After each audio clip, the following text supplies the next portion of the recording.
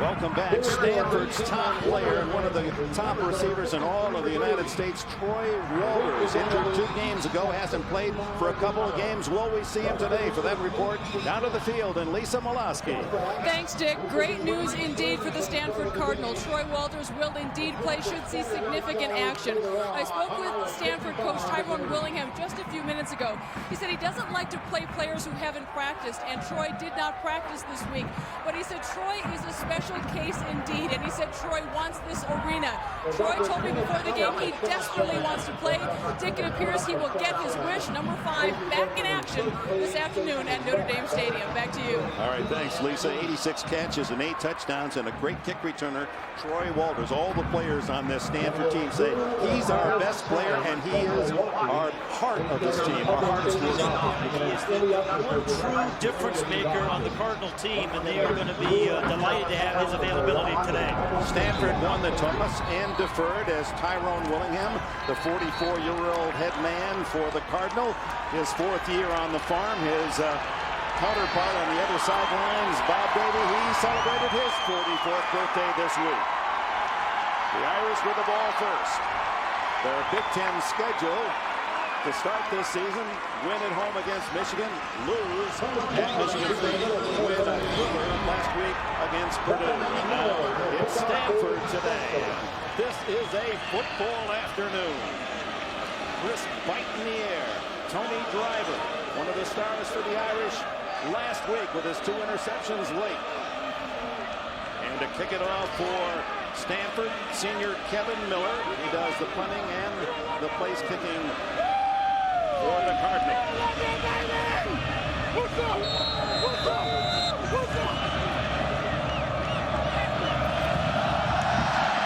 And he spins a sidewinder toward the sideline. It'll go out of bounds, so the Irish with good field position to start the game.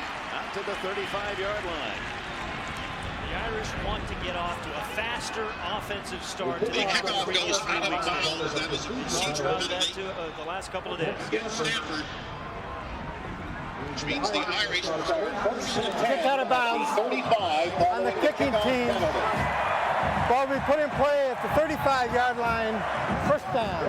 Big Ten officiating crew, Steve Newman is the referee. Jarius Jackson, the quarterback, starting for Bob Davie's Irish. The Pettigrew, Wisney, Morandi, Ritter, and Rosenthal, that big 300-pound average line. Jackson with Denson, the number 2 runner all time. Spencer, the blocker. Brown and Johnson outside. And Holloway, who had a big game last week against Purdue, the tight end. And Denson finds running room to the 45 and to the 47-yard line. Hussein stepped out back at the 46. Up first down, 11 on the opening carry.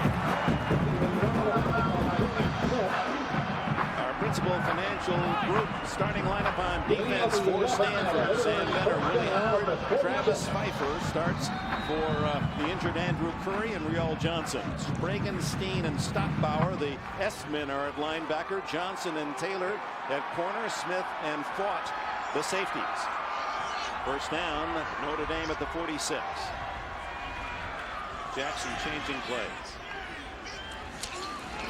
There's the action. He keeps it and picks up about 3 to the Irish 49. Sharkus Steen, inside linebacker, number 53, led the charge. You know, Dick, we've seen Notre Dame have 2 terrific wins against Michigan and last week against Purdue. We talk about searching for, identities. They need a counterpunch. Andre Denson has been phenomenal in their opening of this season, but they need Jarius Jackson to develop as a thrower, as he did somewhat in the second half last week against Purdue, but more importantly, I think, as an option player. Second down and 7, and Jackson back into the shotgun with Johnson and Johnson. Malcolm and Jay out to the right as wide receivers, and now shifting Denson wide, and they run out of the shotgun. Jackson, first down to the Stanford 39. That was not an option play, but they're using Jarius Jackson really as a running back. 220 pounds is Jarius Jackson, a strong runner, a determined runner. And this is a quarterback sweep all the way. You see number 70, Tim Ritter, out there in front. Gets a block by his wide receivers. These Notre Dame wide receivers do a pretty good job of blocking downfield. Jarius Jackson from Tupelo, Mississippi, the senior, with those 2 runs to start this opening drive, has moved over 100 yards running on the season. And there's his passing numbers. Javen Hunter, a freshman, is wide left this time. Plenty of speed, and Jackson back to throw. Goes the other way. Wide open, Jabari Holloway. And the tight end, who gained some notice last week with his 2 touchdowns and his 4 catches for 94 yards. That's the most yards by a tight end in Notre Dame since 1989. And Derrick Brown. I'll tell you, as a quarterback, you love to have a dependable tight end, Dick. You know, particularly sometimes when you're struggling to be able to find a short, safe pass to a big target at 6'3". Jabari Holloway had a breakout game last week when he caught 4 passes, and he is becoming more and more part of their offense. Second down, 1.5 yards. Benson trying to run the short side, and just inside the 30-yard line. I don't believe he picked up enough yardage for the first down. Might have lost a half yard. Donnie Spragan, number 2, pushed him out. Look at Stanford's defense last week against Oregon. He had points allowed, total yards, average almost a first down per play. 13 plays of 15 yards or more. Oregon is an explosive offensive team. This might be a better matchup for Stanford than the Oregon offense. Third down, still 1.5 yards for the Irish at the Stanford 30. Option. Jackson dropped in the backfield for a loss. Making the play, cornerback Chris Johnson, the senior from Seattle. Terrific play by Chris Johnson. You know, 1 week you play against Oregon, you have to defend the pass. The next week you're playing against Notre Dame to defend the option. As a corner, you have to be able to do both. He fought through, Chris Johnson, number 29, fought through the lead block of the fullback to make that play, and looks like Bob Davie is going to go for it on 4th down. And last week, Notre Dame was awfully successful on 4th down in the second half, converting 3 4th down plays. This is a 4th and about 4.5 with Joey Getterall, the speedster, as one of the wide receivers. Well, that's him there. He lines up in the backfield. And Jackson to throw. Over the middle, complete. Malcolm Johnson, first down. 11 yards on the play. Notre Dame is getting more and more of a mix. The first couple of ball games were nothing but Audrey Denson. And then last week, a little bit of Jarius Jackson throwing the ball. We've seen some option plays here, but the throws of Jarius Jackson become more and more confident. Number 6, Malcolm Johnson, caught 5 balls last week, kind of settles down there in the middle of the field, makes himself a big target at 6'5". Now the shift into a double wing set. They like to run the option out of this set as Jackson checking the Stanford defense. On first down, here he comes on the option. He's at the 10. Touchdown!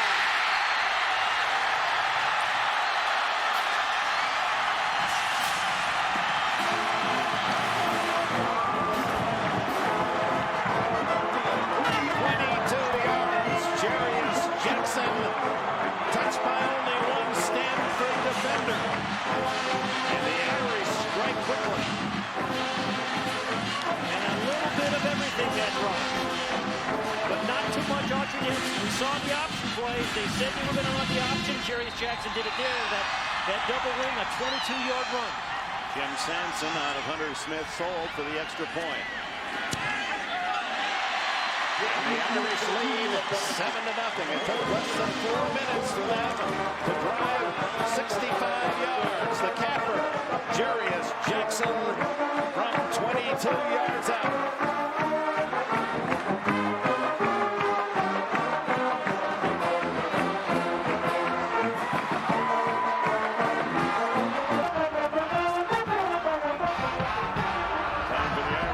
South Bend. Jarius Jackson's longest career run, 22 yards, opens the scoring on this October Saturday afternoon. 11:53 remaining in the first quarter, and Stanford about to get the ball for the first time. Dave Davis, a sensational sophomore from Syracuse, New York, is a big man. Troy Walters normally would be back there, but we expect his Lisa told us earlier to see Walters, the All-America candidate, as Hunter Smith tees it up. We may not see a lot of punters today. These teams play offense, or maybe the way they play defense.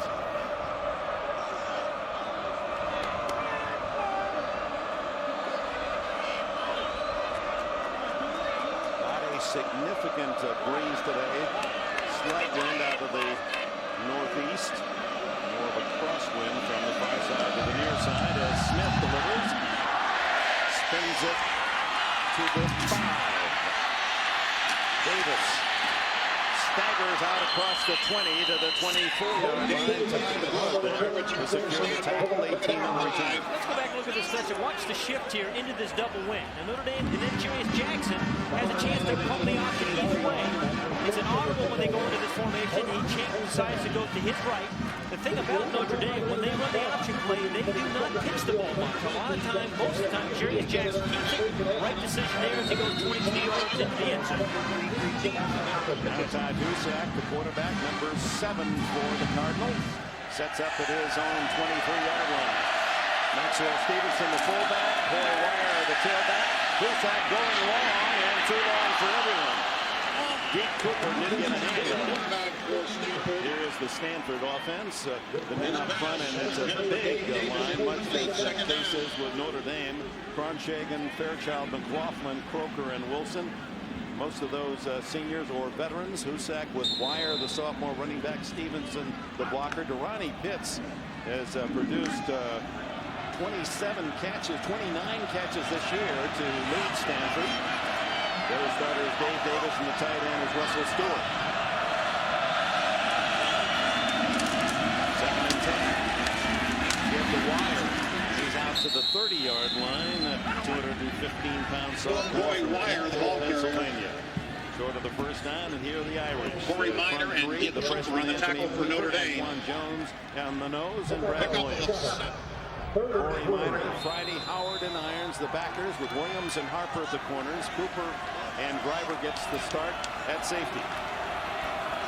There's 2 picks a week ago against Purdue to save the win. 3rd down 3. Wire. Stop for a loss. Anthony Weaver and Brock Williams, 2 of the young defenders on the Irish defensive side of the ball, led that charge, and Stanford will have the punt. If you're Greg Madison, defensive coordinator, and Bob Davie, the head coach, the game has started just the way you wanted. They started quickly on offense, scored an opening drive, and their defense forced a punt on the opening drive. So much quicker start for Notre Dame than they had in the past. Joey Getherall deep as Kevin Miller punts. Wobbler. Getherall gathers at the 34, 40, runs into his own man, and down right there. Mark Stockbauer, a linebacker, and Donnie Spragan, both starters on defense, collaborated on the stop.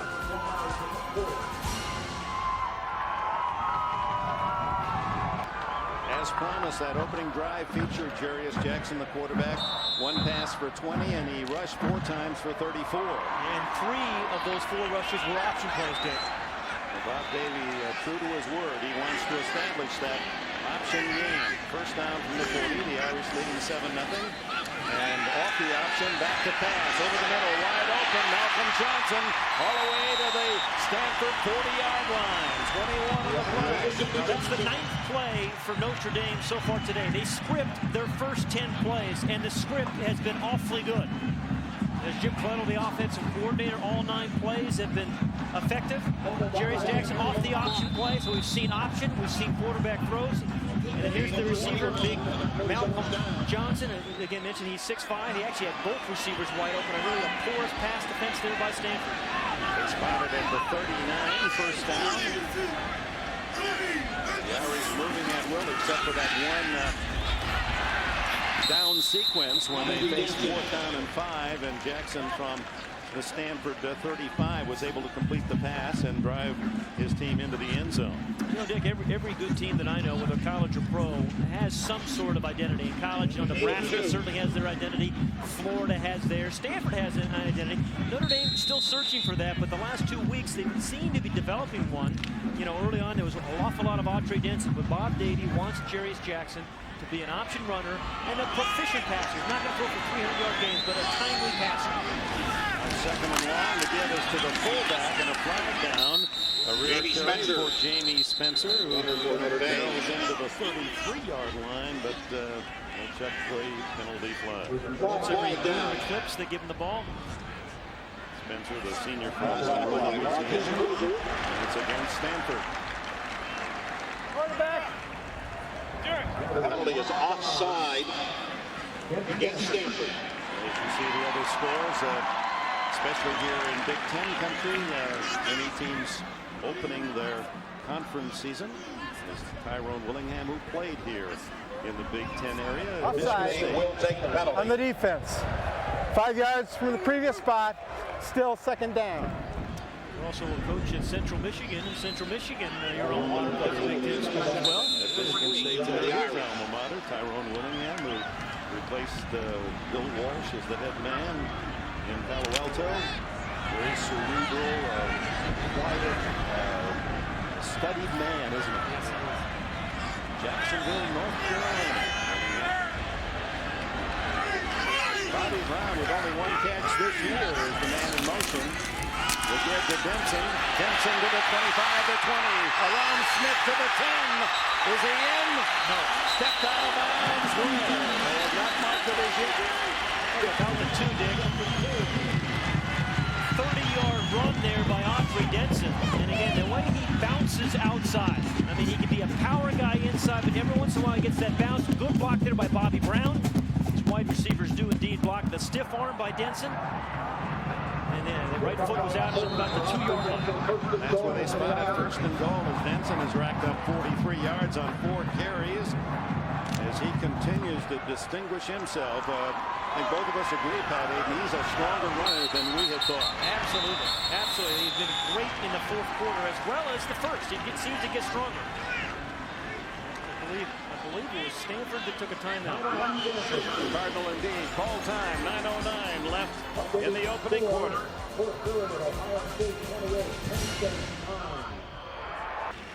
Bob Davie pleased with the start for the Irish. The first quarter has not been good for Notre Dame in the first 3 games of the season, but they already lead 7-0, and the ball placed at the 2. First and goal. Denson the tailback. Tight formation. Mike McNair in motion, a blocking back. It's Denson, diving, touchdown. Denson, 6th touchdown of the season, and the Irish build their lead to 13-0. This is a tough physical matchup for Tyrone Willingham's partner. This is a very good offensive line of Notre Dame. Tyrone knew it was going to be a physical kind of game. Was challenging his players this week to meet the challenge, and so far Notre Dame certainly got the better of it. Sanson's try for point. And the Irish lead 14-0. That a very quick drive capped by Denson's 2-yard dive, 60 yards in 4 plays. Audrey Denson, they get the ball to him very deep in the backfield. So he's almost 8 yards deep because he's a real good option runner. And you don't have to overpower you guys. Just watch how deep he gets the ball. Good handoff there by Jackson. Allows him to kind of pick his way through traffic. And he's a great option runner, great draw type of runner. And the band's got something. Notre Dame really, as we talked about, they wanted to get off to a much faster start than they have been. They have scored a touchdown in the first 3 games in the first quarter. They have 2 already today in less than 6 minutes. Well, you know, they did some different things this week in practice, too. Tuesday and Wednesday, Bob Davie had his team come out, and right after stretching, they went right into team offense and team defense to try to simulate Saturdays. And he got to the stadium about 20 minutes later today. He didn't want his team sitting around the locker room. Clearly, they got off to a fast start, not only offensively, but their defensive series got off a fast start defensively. Davey pleased with that strategy and that 14-0 lead, and the fact that he wanted to establish that option, quarterback option offense, and use the running skills of Jarius Jackson. We've seen that as well, as Dave Davis back deep to return for Stanford. Yet to see Troy Walters as Hunter Smith delivers the kickoff. Davis comes out to gather at the 12, 20, and down at the 25-yard line is Davis. A 13-yard return. Reminder, NBC's Notre Dame coverage extends to the internet at msnbcsports.com. Log on. Special section rich with audio and video of the Irish, plus news, player profiles, and Dr. Pat Hayden's Cyberscope. Yeah, the Cyberscope. After the game, listen to players' reaction on the Irish Locker Room Report, all at msnbcsports.com. Well, we've got a nice report there on Jabari Holloway, who had that big game last week against Purdue. Go ahead, one catch here today. Really developing into quite a weapon for Jarius Jackson. Shift by Stanford out of their original set. Todd Husek trying to move his crowd. Stop 3 and out on the first possession. Throws batted down. Anthony Weaver, this young freshman, although he's not made a lot of tackles, he continues to play very well. They're excited about the potential of this young man. Yeah, 3-step drop, get those hands up. He blows the tackle from shaking back and gets that right hand up to knock it away. And Anthony Weaver is one of those bright, meticulous kind of guys. The coaches say, he's trying so hard. Maybe he's thinking too much and worrying about things. They said, hey, this week, go play. Just go out and play. Be aggressive. Wanted to be a basketball player. Wanted to be Michael Jordan, he said, but I just ate too much. Well, that's a basketball rejection on that pass from Husek. Give it to Coy Wire, and Wire through a small hole. Coy Wire carried the ball for Stanford. A lot of us wanted to be Michael Jordan, didn't we? It was too short. But number 98 is Anthony Weaver. Bob Davey has real high hopes for him. The Irish had two good recruiting classes the last 2 years. He's part of that this year's recruiting class. They need some dominant defensive linemen. They need some guys to really make some plays. He hasn't really done it yet, but we're hoping as this year goes by, Anthony Weaver will be the guy. 3rd down and 7 as Stanford hunts for its initial first down. Good pressure. Hit from behind and fumbles. Picked up by the Irish. Brad Williams, number 77, with a loose ball. Just when we say the defensive line has to make some plays, they have this game. Williams made the recovery, but it was stripped from behind. I think it was Devin Harper, number 10, on a corner blitz. Once he gets down, he comes right back up. I mean, a great hustling play by Harper, who played superbly in the second half last week. And his teammate Brad Williams, not only sacked the quarterback, stripped the ball. It's a new phenomenon in football, both professionally and college. But great play by Harper as he did last week. Big old Brad Williams at 288 thought about Rumblings, and I just better save it right here for the Irish at the 17. Handed off inside to Spencer, and he's close to the 5-yard line. A first down. We have seen clearly a physical mismatch thus far when Notre Dame has the ball. I mean, Stanford is a young defensive team. They've had trouble stopping teams, but if they're going to make this a game, they're going to have to create some turnovers. They're going to have to create 2 or 3 turnovers to be able to stay in this ball game. First and goal, or is it? They're saying the ball down at the 7-yard line. No, it's just short of the first down, second. And now they're going to measure to see whether or not Spencer picked up the full 10 on that carry. Well, Devron Harper has a lot going for him, and the whole family is here, including his NFL brother, Dwayne. It is a first and goal. Dwayne Harper of San Diego Chargers. He's 12 years in the league. He has a neck injury, so able to come back and see his kid brother play. He talked to us yesterday, but was really excited about the chance to have all the folks from Orangeburg, South Carolina. The Irish doing everything right, midpoint of this opening quarter, and they're 7 yards away from a 21-0 lead. Jaden Hunter wide right.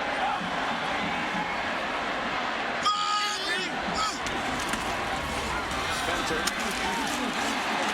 fights his way in.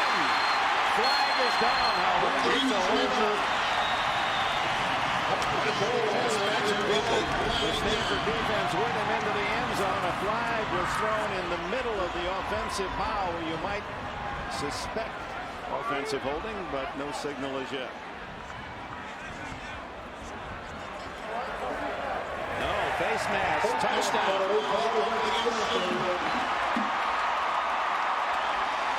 I think they're going to get Brian Taylor, number 37. For Notre Dame on the face mask. They get another power play. Good block by Pettigrew, number 54. Here comes the face mask right there. Wasn't much of one, but terrific block by Luke Pettigrew, their weak side guard, number 54. Wisney, the quick guard. Contradiction in terms when you're 6'6" and 300 and you're the weak side. Sampson's extra point and the Irish after the fumble and recovery for 16 yards. 2 plays. Stanford's woes continue. Very impressive start for the Irish. 21-0 at the midpoint of the opening quarter. Jamie Spencer with his first touchdown of the season. The senior from Monroe, Louisiana, loves to eat those cookies. He'll have a batch tonight. Yeah, it hasn't taken him too long to score. They converted, all kinds of plays. They've had power plays. They've had off-tackle plays.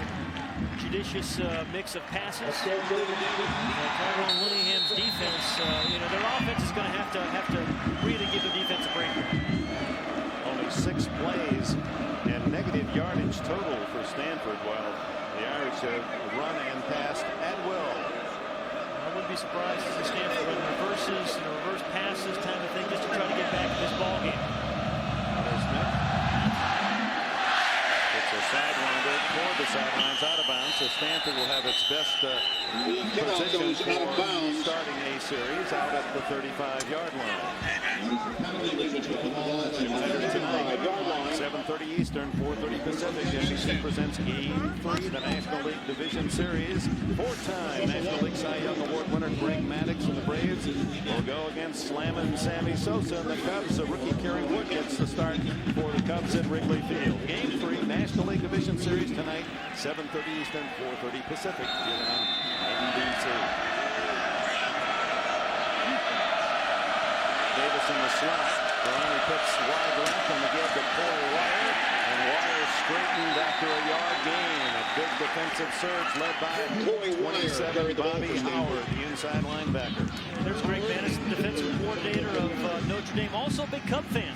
Was telling us yesterday in Little League when he batted before he got up to bat each time, he'd pull out a picture of Ernie Banks and rub it, wish him luck, put it back in his jersey. And not a bad idol, number 14 Banks.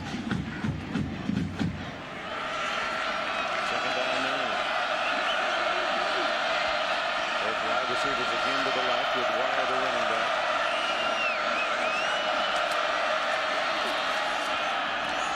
Complete to Ronnie Pitts, who had 10 catches, breaks the tackle, and Stanford enjoys its first down out at the 47-yard line. Pitts had 10 catches last week, plus a touchdown called back. And you remember he said it was 2, I think I kind of dropped one too. We watched it, it was a legitimate drop, but oftentimes he gets overlooked. Ronnie Pitts, number 89, but good, strong player. He's almost 200 pounds, very good after the catch. As a matter of fact, he said, I'm like a running back after I catch the ball. Very proud of breaking that first hit, and that's what allowed him to gain the first down. For the first time, Juan Carlos Lacey in at running back. Not much there. Brand Ayers and Antoine Jones with a tackle. Stanford needs right now, Dan, down 21. Just a methodical drive where they possess the ball. Obviously, you'd love to get a score out of it, but their defense has been on the field much too long, been beaten up, haven't been able to solve the problems Notre Dame's thrown at them. So it's up to Todd Husak to really make something happen in this drive. Second down and 10. It's a very young Stanford team, except for the offensive line. Give it to Wire, back in, and Wire finds a hole, and he's into Notre Dame territory. And a first down at the 41. Tony Driver and Lamont Bryant with a tackle. There is that offensive line, and across the front, for Notre Dame. That is seniors. Got some pretty good weight there, pretty good size to him, good height, and about a 3.5 GPA. That is consistent on both sides of the ball. Boy, is it impressive to talk to these young men.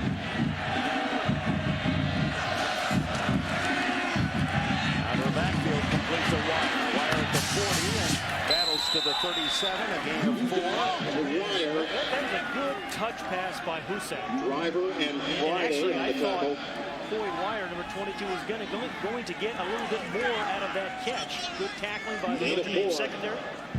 Corey Minor putting the pressure on Husak. But see, he didn't have to adjust. It was right out in front of him. Second down and 6 yards. Good tackling there by Tony Driver, the hero of last week's Purdue game. Second down, 6. Reverse.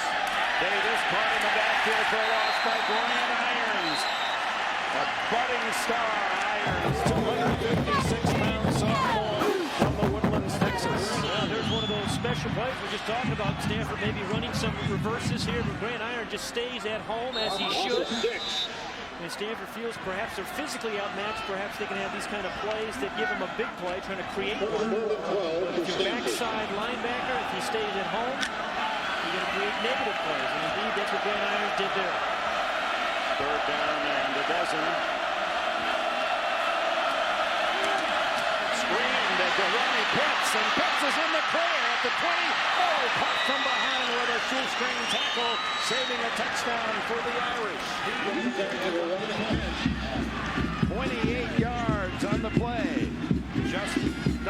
Justin Smith was the man who was able to get a hand on him and save the score. Yeah, just a little delayed pattern to Ronnie Pitts. I mean, a little more speed. That's a touchdown there. You throw those kind of passes to Troy Walters. He scored with a well-designed play, clever play by Stanford on that last pass. Mom and Dad said, you've got to get A's. Not B's are good enough as he grew up. Established himself academically and athletically in Saginaw. The throw to Corey Wire, and Wire knocked out of bounds by Anthony Kentman at the Irish 12.5. This is a good Stanford offensive team, Dick. You know, we know they've had some problems on defense. They got a lot of young players in particular, but Tyrone Willingham has an offensive team that is capable of scoring a lot of points. Unfortunately, they need to every week to be in the ballgame. Troy Walters makes his first appearance, number 5 for Stanford, and it's Walters way out to the left. Second down and long. The give to Carlos Lacey, the junior from Union City, Georgia. He's inside the Notre Dame 10-yard line. It'll bring up third down and about 3. Lamont Bryant and Tony Driver with the hit. Troy Walters, 86 catches a year ago, over 1,200 yards. Only Keyshawn Johnson has caught more passes in a Pac-10 season. They've been injured a lot. They really missed this guy. He is their most dynamic offensive player. Led the Pac-10 in punt returns a year ago, returned 2 for touchdowns. His dad is the Minnesota Vikings the outside linebacker coach. Grew up with football. Husak has to throw it away. Corey Wire was in the area, but the pressure coming hard from Bobby Howard. Pressure on the quarterback by Tony Driver. And Tony Driver came right up the middle too, along with Bobby Howard. And remember, Bob Davies was saying to us, watch the pressure right up here, up the middle, both these guys. But Bob Davies saying, hey, Tony Driver as a strong safety, we think he can be a good blitzer. You know, we think he can be a good blitzer. And one of his talents, last week, he intercepted 2 passes to save put Notre Dame in position to win. There you see a good time. Miller Stanford wants to get something on the board. Getting Miller 4 for 5 this year. This is a 25-yard attempt, and Miller has it. The kick is good. Notre Dame 21, Stanford 3. 2:49 left in the first quarter. It's 21-3.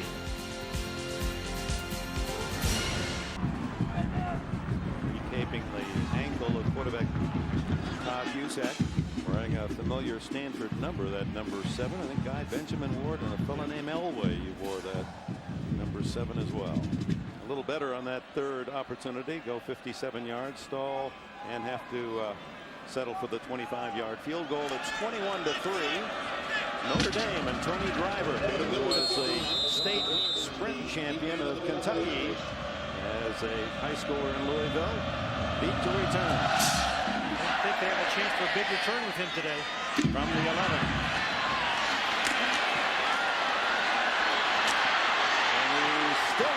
feet to the 33-yard line. Anthony Gabriel made the tackle, and one of the walk-ons that we're going to follow today, John Hyde, number 35. He's 5'6", 195 from Kirkland, Washington. And he makes a pretty good contact. He sure does. First and 10. He has the admiration of his entire Stanford team. He's a chemical engineering major in high school, nothing but all A's. And we're going to show you his course load. Well, here's an idea of what he's taking now. You're the Rhodes Scholar.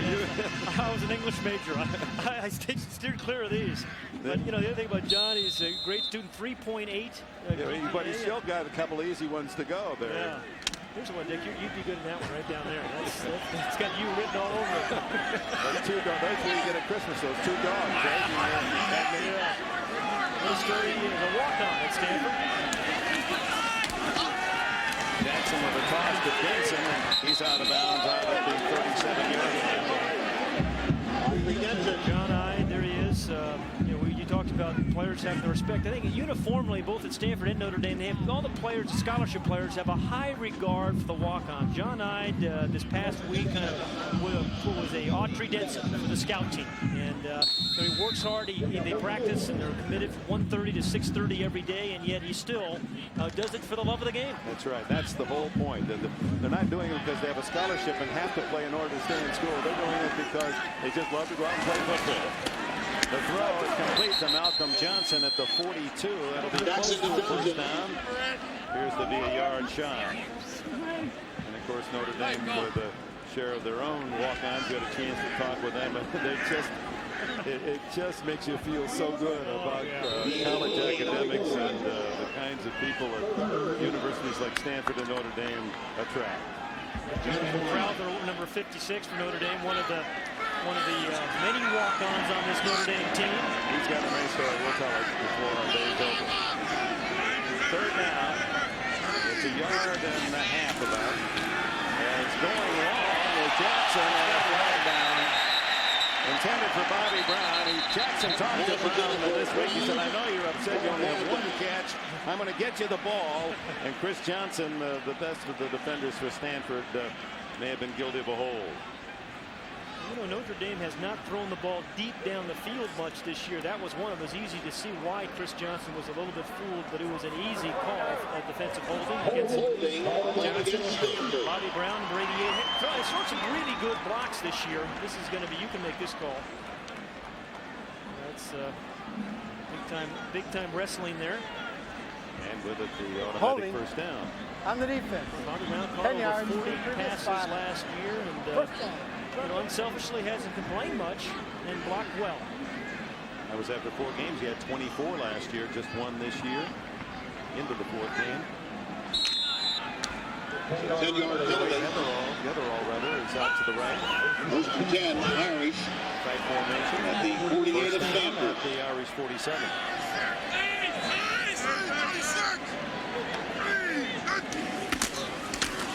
Jackson boots and pays the price. And this time it's Stanford 4 men making contact on the Irish runner. Quarterback Jarius Jackson. Jackson, whose idol is Steve McNair, who played at his mom and dad's alma mater, Alcorn State. You know, one of the things I like about Joey Githerall in that huddle, his number 18 down here. Look. I mean, they list him at 5'7". I'm not sure. He stands right next to Mike Rosenthal. Second down and 11. Jackson on the direct snap. Eludes 3. Cardinal, and now only has one man to beat. All the way to the 27-yard line. They had it for no gain. You know, as a runner, Jarius Jackson looking more and more like Tony Rice circa 1988. They hope he can be a more effective passer, but he is a very strong guy at 220 pounds. That was supposed to be. Yeah, Reagan Hannon was supposed to be on the next play. Githerall out there trying to get in front of him. There he is, 5'7", 172-pound Githerall. Look at this guy. He's a hustling. He's a bustling. And he's getting in the way. First down for Jackson, who's having a big quarter. Final seconds of this opening period. Dave Johnson in motion. And the give to Autry Benson, and he's stuck right at the line of scrimmage. Good play by Mark Starkbauer, the senior from Baton Rouge, Louisiana. Stanford desperately needs, a turnover. Starkbauer, who high school was an outstanding weightlifting champion. He's 6'3" and 235. Linebackers for Stanford behind a smallish young defense. They really tested this young season. End of the quarter, 21-3 Notre Dame, and we'll return to South Bend, Indiana after these words from your local station. Start the second quarter, Dick Enberg with Pat Hayden. Lisa Molosky is with us down on the sidelines, and the Irish lead 21-3. Jarius Jackson, we talked about the identity of this team and Jackson, and Davey knows what he wants. He wants Jackson to be the second and 10 as we start the second quarter. The identity, and that first quarter had to please the coach. Jackson in the shotgun, spread formation, 3 wides and Autry Denson, and it's Denson chased in the backfield. The play made by Rio Johnson, who leads Stanford in tackles for loss. That's his 7th behind the line of scrimmage this year. And it's holding against Notre Dame in the 4th and 18. We may see Tyrone Willingham decline this one. Preliminary call is holding against the Irish.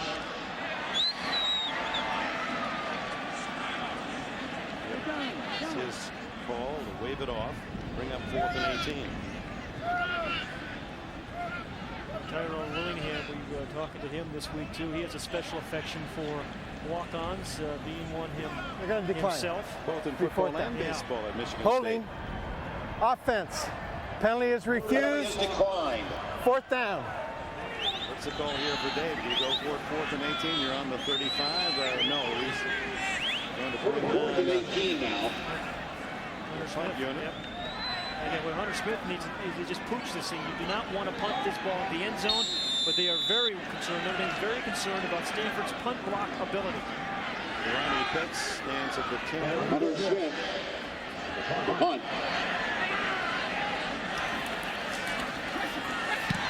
And he pushes it, but gets a lot of foot into that ball and drives it into the end zone. That's what Davey did not want to see. Stanford takes over at the 20 with 14 minutes remaining in the opening half. Let's go Irish! The leprechaun in the spirit of Notre Dame at Notre Dame Stadium on this gray October afternoon. 21-3. Stanford takes over at the 20, finally stopping the Irish. And Coy Wire stopped himself for no gain on the first down. Let's go down to Lisa Molosky. Thanks, Dick. Notre Dame coach Bob Davie spoke to his defensive players after that last Stanford drive on which they scored. He said, you guys are doing a good job. If Stanford can't run, they can't win. Don't give up the big play. You gave up one big play last drive, last possession. Don't do it again this time. Dick? All right, Lisa, of course, Davey remembers losing at Stanford last year when the Cardinal ran the ball at will against the Irish, defeating them. Yeah, 322 yards rushing last year. 2nd and 10 for Husak. Wide open is to Ronnie Pitts, and Pitts with a 17-yard gain out to the 37-yard line before Howard and Williams can make the stop. The Irish not proud of the fact that they haven't really been able to stop the opposing teams. Look at the average yards allowed per play. That's just too generous. And but Bob Davie said we want to get off to a fast start defensively. That first defensive series, 3 and out, really kind of set the tone for his defense today. Glenn Madison, the defensive coordinator. First down for Husak. Swings it out of the back. Maybe a lateral. Yeah, that's what I thought. And Lacey picks it up, and they're ruling that just as an incomplete pass. And he was rather casual in collecting the ball. That very close to a backward pass. Well, here you're going to see here's the running back. I thought it could have been Husak. Let's see. I got to continue to roll that a little bit. Yeah, no, that was a forward pass. Indeed. And the new rules this year in collegiate football, and a defensive player can pick up that ball if it was a lateral and run it in, advance it. 2nd and 10 at the 37. Rusak, the junior from St. John Bosco High School in Long Beach, California. No one recruited him except Stanford. Developed into a good player. Gives the wire, and wire stuff at the 39. It'll be 3rd down and 8. Rusak had an interesting summer. He lived out behind Jim Plunkett's house this past summer. All the paid rent and all that. But he said, it was a really interesting experience. He got into the main house once or twice. Went up and saw the Heisman Trophy Plunkett had. Got to hold it. Said it was his good luck charm. Asked him what advice Plunkett gave him. He said, let the game come to you. Be patient. Don't try to do too much. Said I was too eager last year to try to make the big play. And it's hard when you're down as much as they've been this year to be too patient. That's a difficult thing. That's right. 3rd and 8. Down the middle, complete, but not enough for a 1st down to Dave Davis. As Davis immediately hit backward from the 45. It's 4th down and 2. Do you gamble here? Down 21-3. Early in the 2nd. No. They're going to punt it away. But see, again, Dave Davis has to know to run that route another yard or 2 to pick up the 1st down. It doesn't do you any good, that completion. Kevin Miller in the punt. And Joey Getherall drifts back inside the Irish 20. Miller averaging 39.5 on his punts this year. Fair catch. Getherall fumbles the ball, and Stanford's recovered. There's the first break for the Cardinals. Stanford ball. Tank Williams, a true freshman from Bay St. Louis, Mississippi, number 13, falls on Getherall's mistake. One of 6 freshmen that play for the Cardinal. Again, just misjudged there by Getherall. A hustling special teams play by Williams. If your defense is struggling, sometimes you come up with a play in the special teams. You got to win 2 games for a year in your special teams. Good play there by Tank Williams. At the Notre Dame 18, the Irish forced a fumble at the Stanford 16 and scored in 2 plays. Here's an opportunity for Stanford to get back in the game. Pitts in motion. Husak throws incomplete. He was being bothered as he threw the ball as down low to Harrison was B.J. Scott, number 93. A little more defensive pressure from Notre Dame this week than we've seen in weeks past. And B.J. Scott and again, Greg Madison, Bob Davies saying to their defensive linemen, we need for you guys to step up and not just be good players, but dominant players. We need more plays out of our defensive linemen. A couple linebackers out for Notre Dame, a couple extra defensive backs in as they go with 6 DBs. Notre Dame quarterback draw, and it doesn't work at all. A loss of 2 as Husak drilled by Lamont Bryant, number 53. Good play by Lamont Bryant, number 53. These are the kind of plays the defensive linemen have not made in here yet this year. Just stunning actually from the defensive end inside. Here he is up top. Watch the stunt. Right into the play. Corey Wire couldn't get there in time to pick him up. Had they picked him up, there's a little crease there for Husak. 3rd down and 12.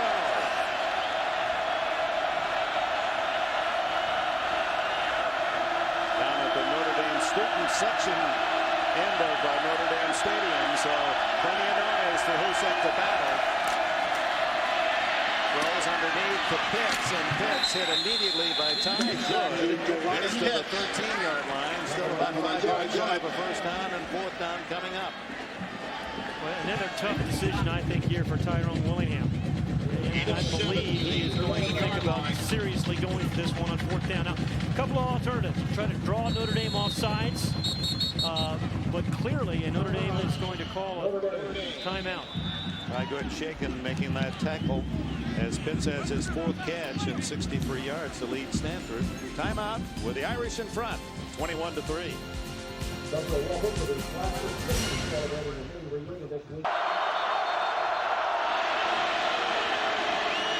Cubs in the Braves tonight in a battle game 3, Wrigley Field. We're back at Notre Dame Stadium, 4th down and 5. Tyrone Willingham of Stanford says go for it. We're down by 18. 2-back set.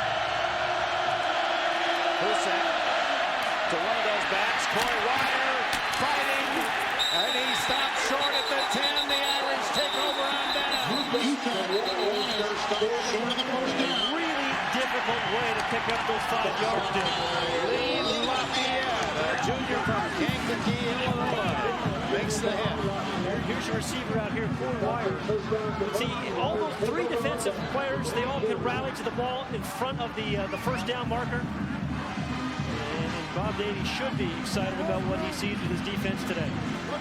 So the punt by Joey Gabbard does not cost Notre Dame. They take it from down at their own 11-yard line. Good job in there, that's good defense. That away. Biggest plus perhaps for Notre Dame's 2-1 start has been the way they played in the second half, even in that devastating loss at Michigan State.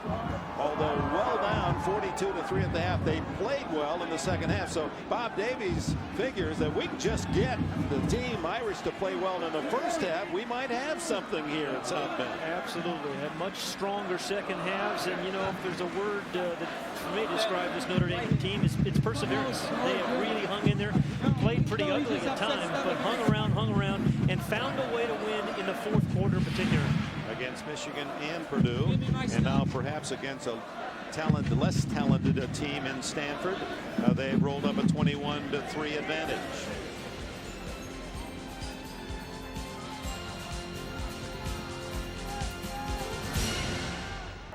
Reason for that last time out, referee Newman apparently ran into a player and cut his lower lip, and time taken as they patch him up. Band-aid right there on his lip. Next weekend, the PGA Tour returns to NBC with the Michelob Championship at Kings Mill in beautiful Williamsburg, Virginia. Leading money winner, defending champion David Duval defends his title. Quite a field. Tom Lehman, Payne Stewart, Justin Leonard, many more. Michelob Championship, Kings Mill. Coverage begins next Saturday, 3 Eastern here on NBC. Need a spider? Can I come along for that? Good to have you. From the 11, Notre Dame. Benson trapped in the backfield, able to run away from 3 Cardinals, and knocked out of bounds at the 14. He turned a couple-yard loss into a +3. Chris Johnson got him out of bounds. The emergence of Jarius Jackson really ought to make things even easier for Audrey Denson. Audrey Denson's got all the tough yards for them this year, but so far. But really, Jarius Jackson is developing week by week, and you know he has to be that counterpunch to Audrey Denson. I'm talking about Jarius Jackson, and he doesn't have to be necessarily a skilled thrower and throw for 300 yards. That counterpunch can come with that option play. Over 100 yards in the first half, and 10 minutes remaining in the second quarter. Down the middle, wide open, the tight end, and it's Dan O'Leary who has this catch at the 30-yard line and a 16-yard pickup. O'Leary's second catch of the season. The other was for a touchdown against Michigan. Jim Coletto, the offensive coordinator, saying all our tight ends can catch the ball. Jabari Holloway last week, Dan O'Leary this week. I mean, a big advantage if you can use both your tight ends in certain sets, be a power team, but still be able to get the ball up the field to those tight ends. Aaron Claude made the tackle. First down, Notre Dame at the 30.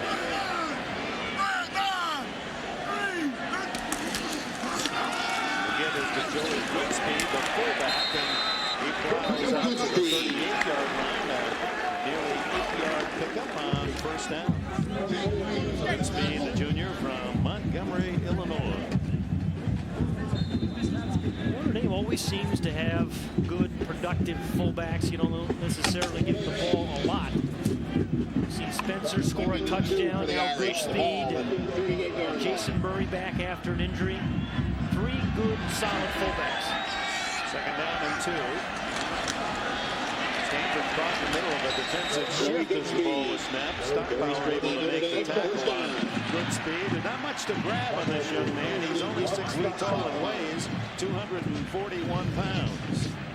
I'll tell you one guy who's going to have to come up and make some plays, and that is the free safety, Tim Smith. I mean, he's got some real good physical size to him at 6'4", 230 pounds. He gets in as part of that tackle, actually hit one of the defenders. But Tim Smith is one of the real physical players Stanford has, and a guy that they're going to have to, if you have a matchup with Notre Dame, you have a guy like Tim Smith on your side, you're delighted. Yeah, he leads the team in tackles. He's a playmaker. Johnson from on his side, almost in a a resting position, and the throw right to him. He makes the catch. Well, he's 6'5", standing. He's 1'3", sitting, but he has good hands either way. He has 4 catches now, 46 yards, and terrific concentration. I mean, you see this whole team, Irish team, growing in confidence over the last few weeks, don't you, Dick? Indeed. That ball to the 47 of Stanford. First down for Johnson, who leads the Irish in catches this year. There's a double wing Check again. that at 2nd and 1, just short of a first down at the 47. Here comes Julius. And Jackson out of bounds with the first down at the 40-yard line. Second time they run that double wing. First time Jarius ran it 22 yards for a touchdown. That play looked like it should have gained more yards than it did. Denson's on one wing and David Gibbons on the other. Number 14, the trailer. He's a wide receiver that they'll use on the option play as a running back. And when they get in that double wing formation, Jarius Johnson just has the option. He can he audibly go left or right. That time, or both times, he's gone to his right. 65 yards rushing on 7 carries for Jarius Jackson in this opening half. The toss to Denson. Denson reverses. Breaks another tackle, and hanging on desperately to make the stop was Dorian Cass, the backup tackle, junior from McLean, Virginia. No gain. This looked like the traffic coming out of Notre Dame Stadium after the ball games. A lot of Cardinal jerseys around. And a lot of Cardinals rallying to the ball today. Number 37, Brian Taylor, a freshman, had 2 chances at Denson. Dorian Cass just keeps hustling, keeps plugging away, and stops him for no gain.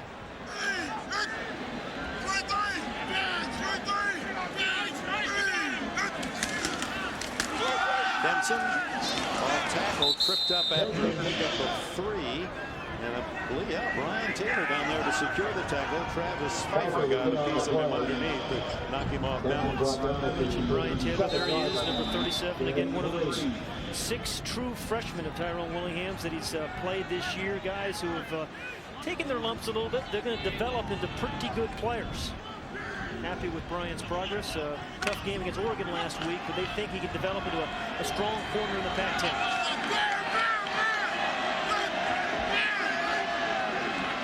Third down and 7. Denson in motion. Jackson trying to break out, and that 220-pounder gets to the 35, but that's 5 yards short of the first down as Howard, Willie Howard, 77, 78, Travis Pfeiffer, the 2 tacklers, make the stop. Real Johnson, he has got, they always talk about motors for defensive line. This guy is quick. I mean, he read what he thought was going to be a pass to a back that time and just hustled. Out here, watch him down here. And he has been all over the field. Unfortunately, he's been on the field too much. 4th down and 5. Leading 21-3, and Jackson in the shotgun. Denson in good speed at his side. Lots of time. Now the throw, incomplete, and almost into the hands of Donnie Spragan, who leads Stanford with 2 interceptions. The linebacker was in good position to pick that one off, just off his fingertips. And the Cardinals have held, take over on downs. And number 2 right here, Donnie Spragan, he has been the turnover guy for the Cardinal defense. See him eyeing the quarterback all the way. Stanford missed a wonderful opportunity after that. They recovered the punt and scored 21-3. And right now, Stanford, is kind of, their defense is playing a little bit better, hanging in the ballgame. No huddle as they start from their own 35. Toss to Coy Wire. The running back knocked down by Corey Minor. Minor number 4 infiltrated and got a piece of him behind the line of scrimmage. Let's go down to Lisa. Dick, Notre Dame defensive coordinator Greg Madison keeping his team pumped up. He said the reason we're playing so well on defense is because we're swarming the ball. Always remember the second half last year. Stanford had a 10-9 lead at the half, only led by 1. They outscored Notre Dame 23-6 in the second half, as you pointed out earlier. Dick? That's haunted them. Give is to Wire again, who was able to break 1 tackle and scored out to the 39-yard line, bringing up 3rd down and 6. Bobby Howard and Tony Driver, the tacklers. Coy Wire is one of those guys guys, you know, you can depend upon. I mean, for Stanford, he's not a flasher, but he does a little bit of everything well. And you take the Carolina game as an example. Pulling wire, rushed for 77 yards, caught 5 passes, returned some kicks, and threw a touchdown. A very versatile player. Hardway 4, 2-2, 22. So that's my lucky number all through my football career. He's a hard-nosed player. Third down and 6. So incomplete, deflected. Several hands on that one. Almost bounced to Durrani Pitts. But it'll bring up 4th down and 6. Bobby Howard in the middle of that for Notre Dame. Bobby Howard, the inside linebacker, number 27, had a chance right here. So on comes Kevin Miller for the kick. Almost a break for Stanford as it very nearly Karen to Pitts. Good driving kick together. All the bottle the last one. Doesn't call a fair catch. And quite an effort for the little speedster. Finally, Pitts gets him down at the 40. A 20-yard return for Joey Getherall as the little man makes amends. Timeout with 4:05 left in the opening half. And Notre Dame trying to build on the 21-3 lead.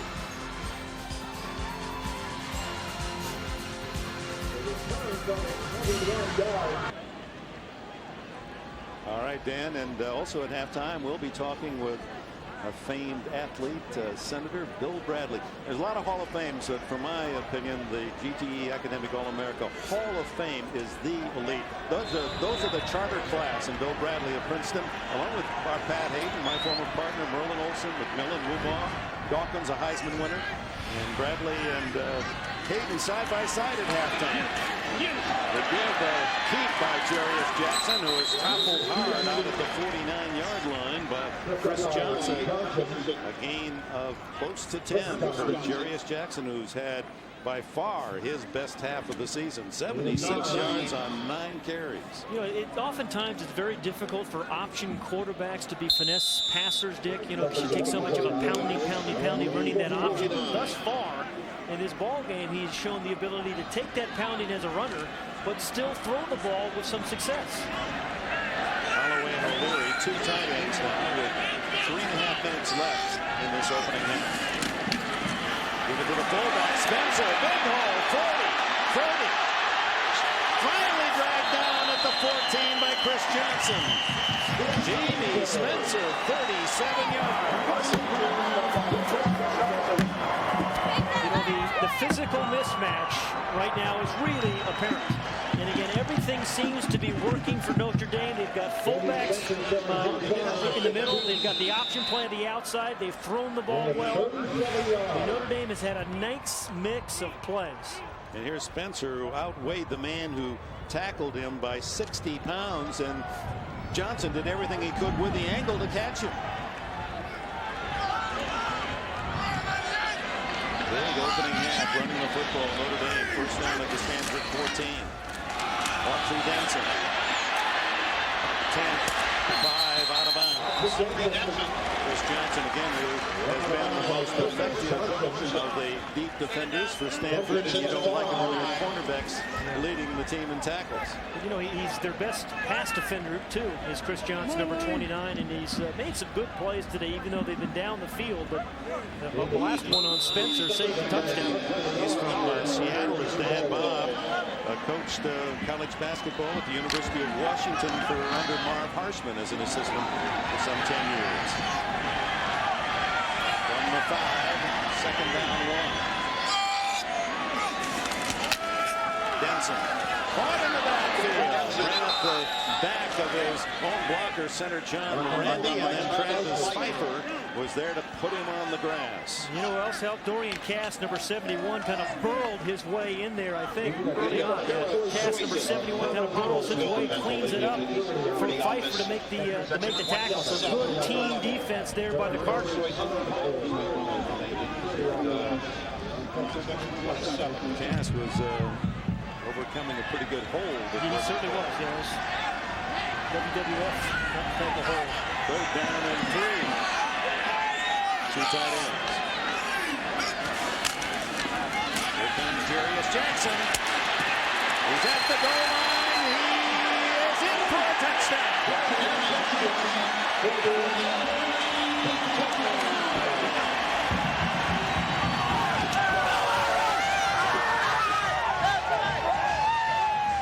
And the senior quarterback Jackson with his second touchdown of this opening half, as he's produced an 8.3-yard average on his 10 carries. Notice how quickly I figured out that average. I tell you, you should be in the GT 150. You are, aren't you? Yeah. You math major? I was a minor, frankly, but those were the tough ones. Sets and drives it through the extra point. The Irish need only 2 minutes and 7 seconds to go 60 yards. 5 plays. Jackson the payoff from 7. Let's take a look at that touchdown play. Notre Dame has got a nice little block here by Wisney. It's Jerry Wisney, number 71, leading the way on Spragan. And again, just a powerful run. Ball crosses the plane of the goal line. And good effort by Jarius Jackson.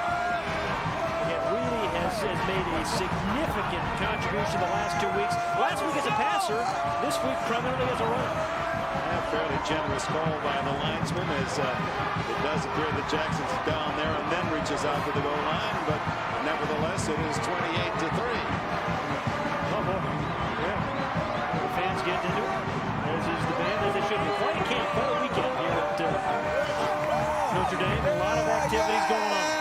It would be tough. We visited Stanford earlier in the week and then here at Notre Dame, and you can be convinced no matter which grade you come right back and matriculate. And it was funny, we were talking to Bob Davies saying, we recruit the same kind of guys that Stanford does. High academic, good athletes, and a lot of these players recruited by both schools, both universities. That's right. Many of these Stanford players have visited Notre Dame as possible prospects, and the same true of the Irish. They've been out at the farm in Palo Alto as they were recruited by the Cardinal coaching staff. Pretty nice spots. Dave Davis inside the 5 with 1:58 left in the half, and the Irish in command, 28-3. Delay of game on the kickoff as Davis will kneel and take the touchback at the 20. And the defense must feel that's the theme of this half. Husak from the shotgun. Scrambles. Runs out of room. Finally throws to Durrani Pitts, but a flag down. He may have crossed the 20-yard line before throwing.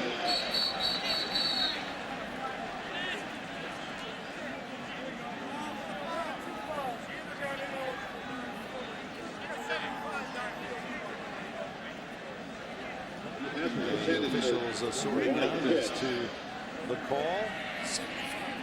Flag is thrown on the line of scrimmage. Bob Davie reacting as if it's against Notre Dame. Yes, you want to pass it. Illegal forward pass on Stanford. Penalty is for an illegal forward pass.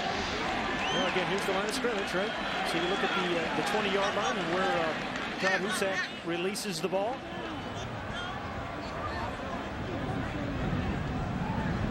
He had a receiver open, just couldn't see him inside. He was clearly past the 20-yard line. Again, this is the line of scrimmage, the 20. Yeah, his foot is over and the ball is over, more importantly. Dave Davis open, calling for the ball. His quarterback can't see him. Oftentimes you want to work back to the quarterback when your quarterback is scrambling around, but indeed he was open. Back in the middle of the field, and that's dangerous to the right throw back against your body. But the penalty takes it to the 15-yard line. The Cardinal has 2 timeouts remaining.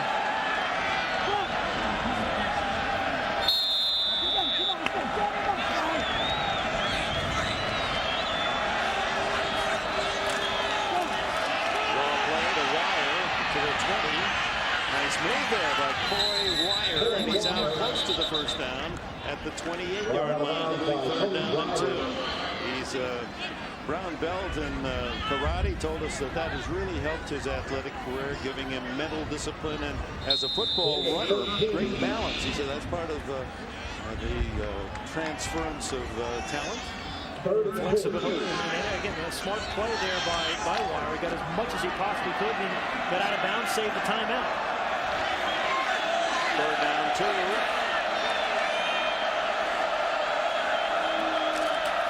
Husak to throw, stumbles, screen to Wire, gets a block, 1st down, and more out to the 36-yard line. Blocked by the center, Mike McLaughlin. You mentioned the block, Dick. It was McLaughlin, the center, number 73, who really on that screen did a great job of getting his man off the feet, number 73 in the white jersey. You can see him.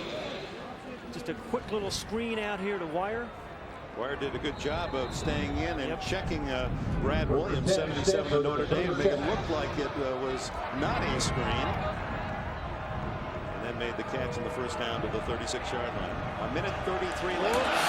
Husak recovers, throws, and gets a 10-yard gain and the 1st down. Actually 12 out to the 49-yard line. As Jeff Allen's 1st catch, and he was tackled forward by Bobby Howard. Good little play by Husak. And again, the thing about these wide receivers, too, is they're going to catch the ball when you get it anywhere near these guys, particularly Jeff Allen. But another 1st down for Stanford. Husak has to throw it into the ground. Jeff Allen, the closest white jersey. Bobby Howard covering him. Stops the clock with 1:18 left in the half. 28-3, the Notre Dame advantage. You know, sometimes when you're in a shotgun formation, you may be looking downfield at coverage. He just took his eye off it, just like a receiver does sometimes, because the play starts out for a quarterback being a receiver on that shotgun formation. He was trying to look at coverage and got away from it. The favorite kind of that for 2 of his bounce. You like those quarterback. Deep, incomplete. He had Dave Davis open at the Irish 28. Pass intended for Dave Davis, you know, without Troy Walters, he's their most explosive receiver. The guy's had 200-yard receiving games. The ball thrown a little bit low for Dave Davis there. Otherwise, maybe he has a chance. Yeah, he was open low and behind him. His momentum was taking him away from that fingertip catch. You know, 24 catches, 4 touchdowns on the year, averaging almost 100 yards a game in reception. So an emerging player for Tyrone Whittingham. And he's listed as a sophomore, but a redshirt freshman, really. He's got 4 full years. Stanford will use a timeout. Their 2nd timeout with 1:13 left in the 1st half here at Notre Dame. The Irish well in front. Welcome back to Notre Dame. The Irish leading 28-3. Stanford with the ball at midfield with 1:13 remaining in this 1st half. Husak facing 3rd down 10. Hit from behind, down at the 40, and he fumbles. And no determination yet as to the Irish recover. The Irish signal they've got it. And do it. The Irish are doing a lot of things well today. And the defensive coordinator, Rick Madison, has a lot to celebrate. That's twice that Husak has not seen the man stripping him from the ball. He got down through the back door. Absolutely. As his head is turned to the left, you see the right hand of that, I can't see which Notre Dame defender knocked the ball right out of Husak's arm for the 2nd time today, and recovered it twice. Corey Minor, it appeared, was the man who made the hit, and Lamont Bryant recovered. Remember, Notre Dame came into this ballgame not being able to put much pressure on the quarterback. They have done that in this 1st half. And how about Davey with the luxury of a big lead and a full minute and 4 seconds to start from Stanford's 42-yard line. Well, next Saturday on NBC, the Breeders' Cup preview show leading up to the Breeders' Cup at Churchill Downs in Louisville in early November, a day of racing at famed Belmont Park.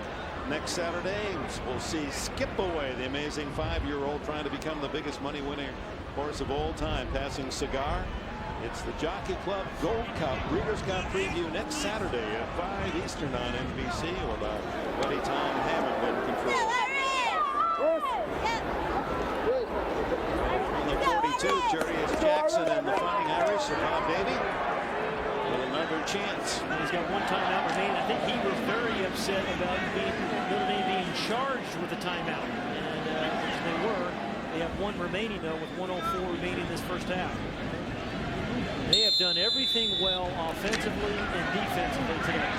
Bobby Brown to the right, Malcolm Johnson to the left. Here's that double wing.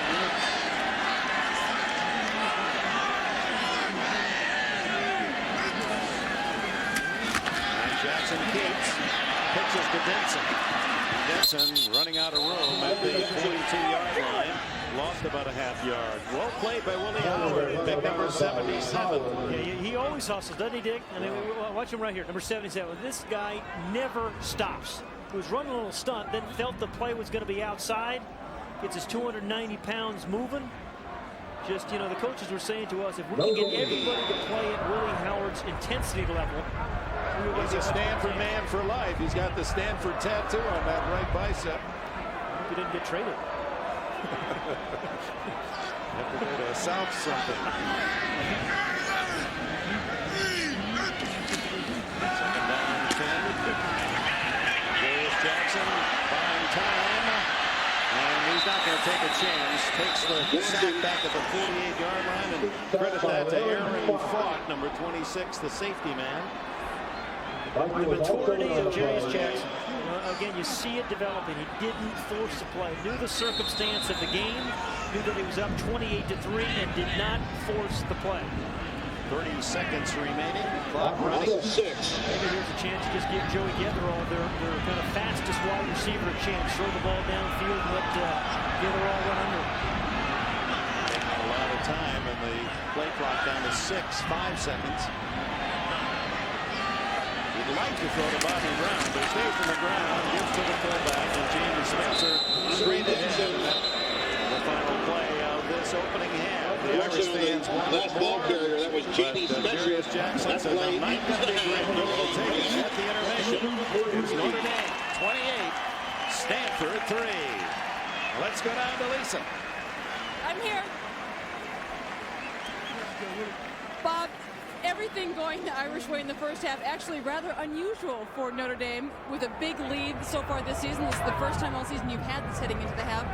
So what do you say to keep the guys motivated for the second? Well, I think we say the same thing we've said when we've been behind at halftime, is that the score's nothing.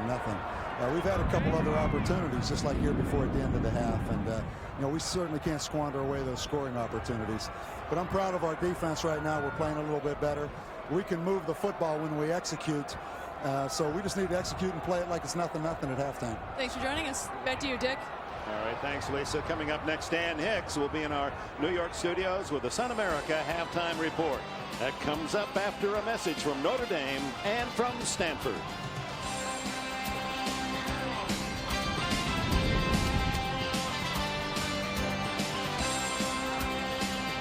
Jarius Jackson accounting for almost 150 yards there. And rushing Autry Denson has been the Notre Dame show so far this year, but not today. Jarius Jackson, 6.8 average. He's run for 2 touchdowns today. And we're going to get a good look at it. This was his first option. Remember that double wing, Dick, the 22-yard touchdown run? You see first a quick decision that he made, and then the strength, that athletic ability there. Chris Johnson finally got a piece of him at the 2-yard line too late. 22 yards on that one. And Jerry Wisney, number 71, out in front. Spencer, number 33, gives us away. And he just the strength and the leaping Lena there for the touchdown. Second half kickoff of upcoming. Let's go down to Lisa.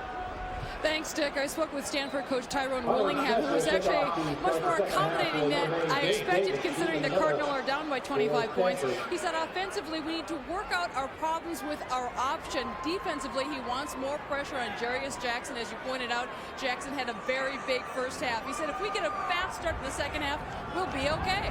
Dick? He's a positive man, this 44-year-old Willingham. Family of 4, all 4 brothers and sisters in the Willingham family of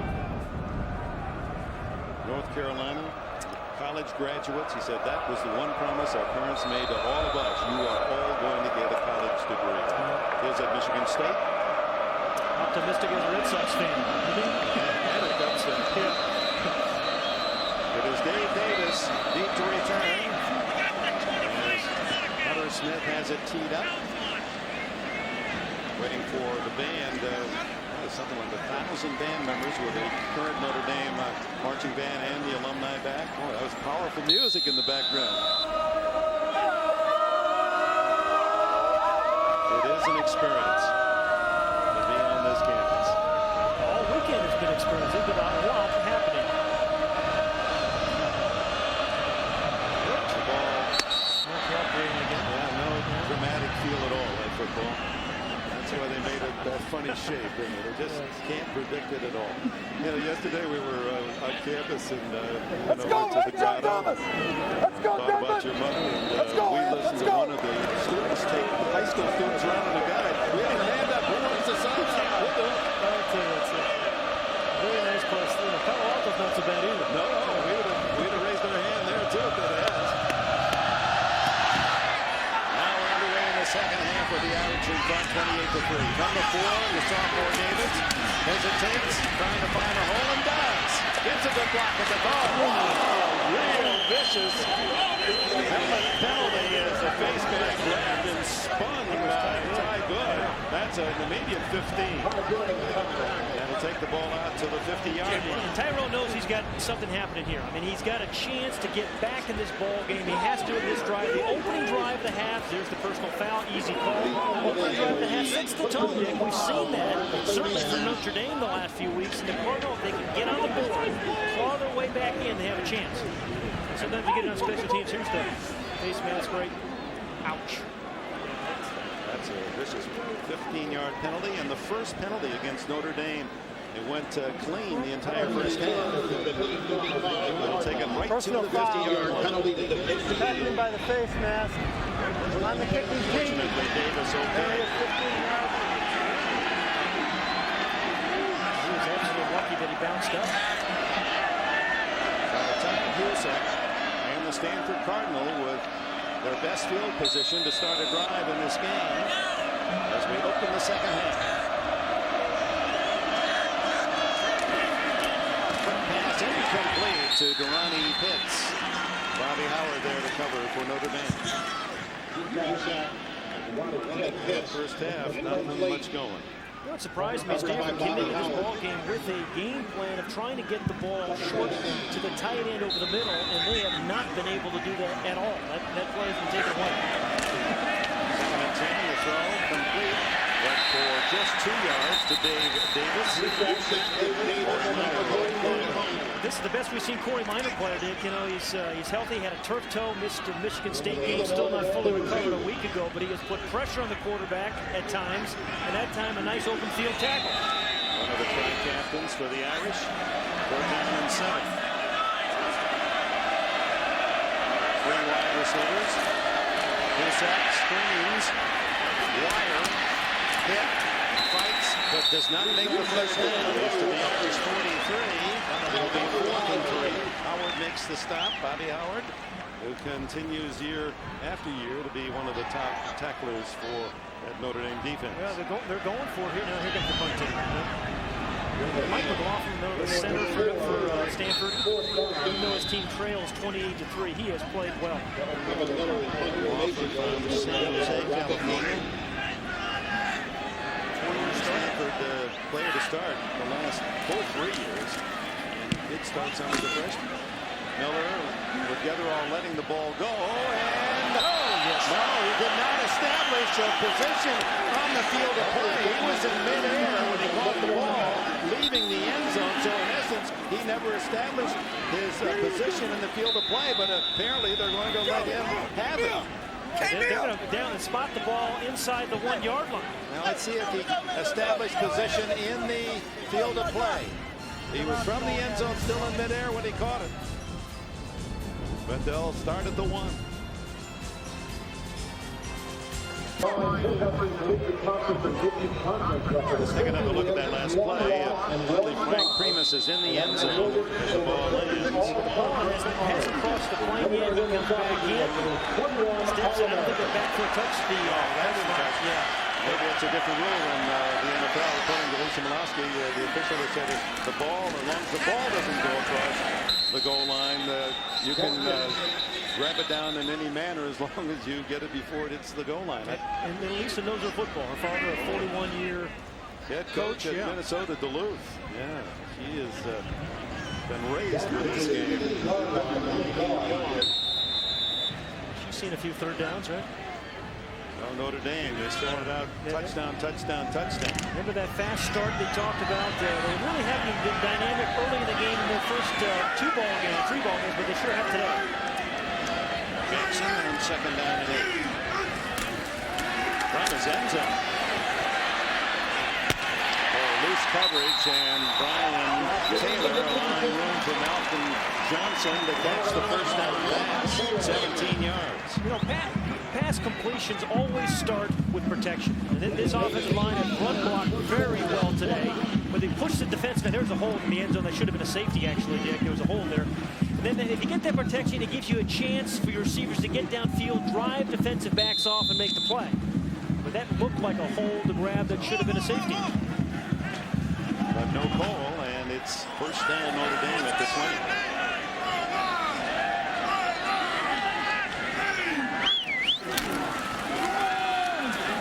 Give to the fullback, and it's Jamie Spencer, who's had some good gains on this day. And on the option, this is a little different, Pat, isn't it? When the fullback gets called, it's not a ride along with the fullback and see whether or not there's a hole. When you call his number, he gets the ball. It's not that triple option. When the fullback gets the ball, this is a called play. Now, you think about wishbone teams, you know, you have the first option, the fullback, and then it's the quarterback, and then the pitch. But Notre Dame doesn't do that. When the fullback gets the ball, it's called in the huddle. What a day for Spencer. 62 yards and only 5 carries. 2nd down, 5. Double ball in motion. Benson, first down. He's on pace for another 100-yard game as he seeks his 20th game in his career with 100 yards or more. Yeah, Stanford defense may be physically overmatched, but I still like the hustle of some of their plays. Riel Johnson, that time hustling down the line of scrimmage again. There are the 100-yard rushing games, and Benson working on his 20th to move him within 1 of Alan Pinkett's Notre Dame record. Seems almost a certainty to accomplish that if he stays healthy. Here's the reverse together. 30 out of bounds at the 38 or 9. They're going to mark it at the 39-yard line. This little nudge by Jarius Jackson, you wouldn't really call that a block by Jarius, but got the defenders. Watch your quarterback after the reverse down here to gather all. Kind of gets in the way of Riel Johnson. A powerful block, but they called that the Hayden back in the NFL days. They used to make me take tackling practice after some of the interceptions. You led the team for a couple of games. Second down and 4. Short 4. Keeper by Jarius Jackson, and a flag down as they're going to call face mask on Stanford as Stockbauer makes the stop. If there hadn't been a penalty, it would have been a long 4. They would have had a half-yard line. You're right. And with that, a first down for the Irish. Tyrone Willingham realized his team. Yet, interesting guy himself. He talked about him being a walk-on. Wrote to 100 colleges. He was getting ready to go to college. Even asking for a chance to walk on. Only Toledo and Michigan State wrote back. Jimmy Ray was a big influence on him. Jimmy Ray was the quarterback of that great Michigan State team. North Carolina recognized this young man's desire to go there, and it's a walk-on. He made second All-Big Ten baseball outfielder.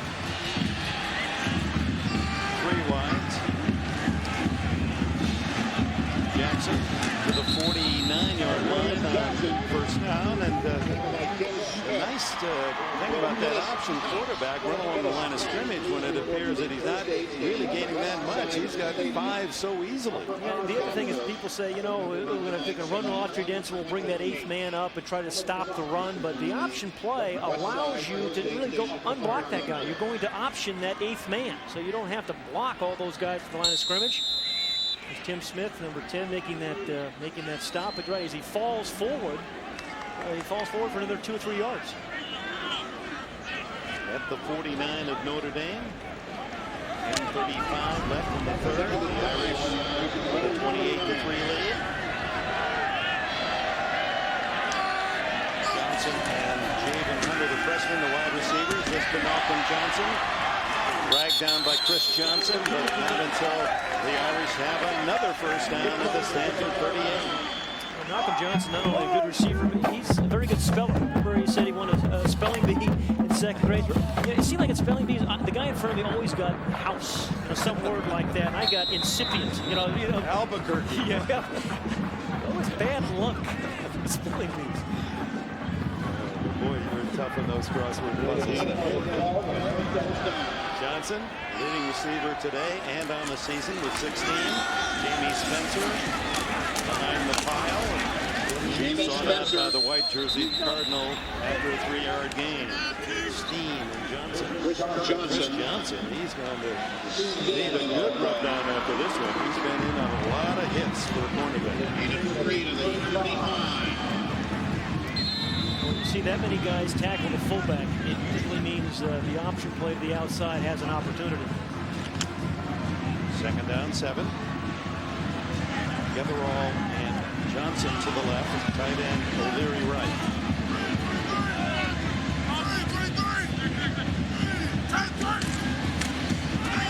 With Denson. Almost broke that one. Someone reached in. It was Willie Howard, the 290-pound junior tackle, who got enough of Denson to slow him down. He was about to sprint straight down the field, and there were no Cardinal left. Here he is right here. This is the guy we've talked about, his hustle. And, he's a physical player, too. Just kind of fights off the block, almost causes a fumble there, which Audrey Denson doesn't fumble the ball much, does it? That's that Stanford tattoo arm that got it. Third and short, less than a yard. Denson dancing and carries a couple of them with him. A first down at the 28. And this is the part of Audrey Denson's game that really is impressive. He's not a big back. He's 200 pounds, 5'10", but boy, his off-season conditioning has made him a stronger runner than a year ago. And he's dependable. Look at that. Only 2 fumbles the last 3 seasons. That's over 550 rushing attempts. You can count on the guy. There's not many negative plays when he carries the ball, and he very, very rarely fumbles it. 69 yards on the afternoon for Audrey Denson. Fake to Denson. Jarius Jackson will keep it. Boy, is he strong. 220-pound quarterback. Near another first down. Sam Benner finally made the stop along with Travis Pfeiffer. You think of sometimes these option quarterbacks as kind of scat back little guys. He is not. 6 feet, he's 220 pounds. He's thrown the ball particularly well the last 2 weeks. But once you get in the open field, he's like a fullback. Looks like Jerome Bettis. He just shredded the effort of Spragan, who's 240. Number 2 couldn't bring him down. Well, he has clearly become the counterpunch to Audrey Denson. And each week he seems to get better.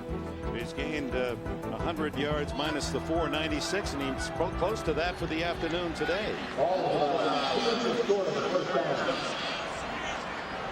After that fast start today, he had passing yards 101, rushing yards 91, but really got off the jump start today, Dick. He hadn't really in past games. He usually came out and had a tough time getting started in the passing game, but today he is started very quickly. 10 yards on that scramble and a first down at the Stanford 17. Javen Hunter to the right. So freshman I feel is going to be a terrific player. Gives the fullback Spencer behind the blocks of Miranda, Ritter, and Disney. It's a couple. Have a moment to talk about Audrey Denson and that first name Audrey. We lost a great man, Gene Autry. I worked for Mr. Autry for some 20 years. There's something about a person who lived 91 years and everyone liked him, and he had such dignity. I had a chance to visit with him at his last Christmas, and he just is a beautiful man. He made a lot of lives happy because of his sport.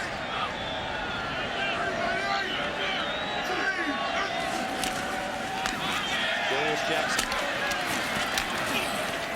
to the 12-yard line. We're reminded that number 37 Brian Taylor in on the tackle. It's been a tough week for a couple of heroes of mine. 37 was worn by the great Doak Walker, Heisman Award winner. What a great player at SMU and a Hall of Famer with the Detroit Lions after that skiing accident. He too passed this past week. And two men that they had the smile. They just had the smile that made you feel like you knew. Second down. 6. Go back again, Spencer to the 5, and he powers his way to another Notre Dame first down. Steen and Johnson make the tackle. First and goal. It seemed like this drive started in about 18:22. They started on their own 1-yard line. They have gone the entire way. And, the fullbacks change of pace. Spencer kind of a real pounder, although he's got quick feet, a little bit like Jerome Bettis. The same kind of movement. And then Joey Goodspeed has a little bit better speed. We haven't seen Jason Murray, a good lead blocker. But this team came into the game without an offensive identity. I think we're going to leave it with one. First and goal from the 5 on this drive that started as the Irish won. Jackson looking for his 3rd touchdown. He has it.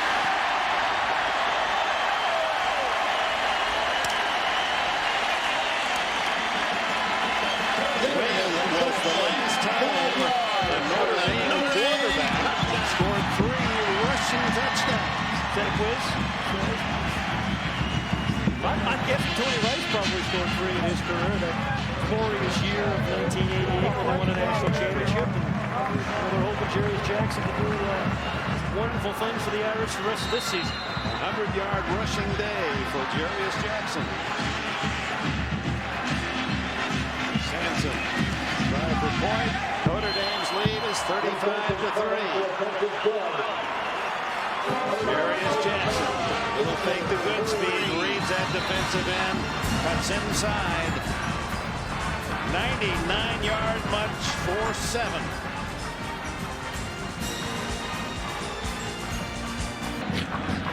Fun today for the fans of the Irish at 35-3. Davis again deep for Stanford.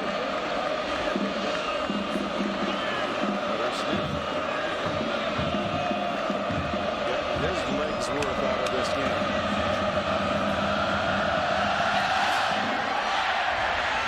Short on the run, Davis at the 13. Good blocking in front. And pushed out of bounds across the 35 at the 37.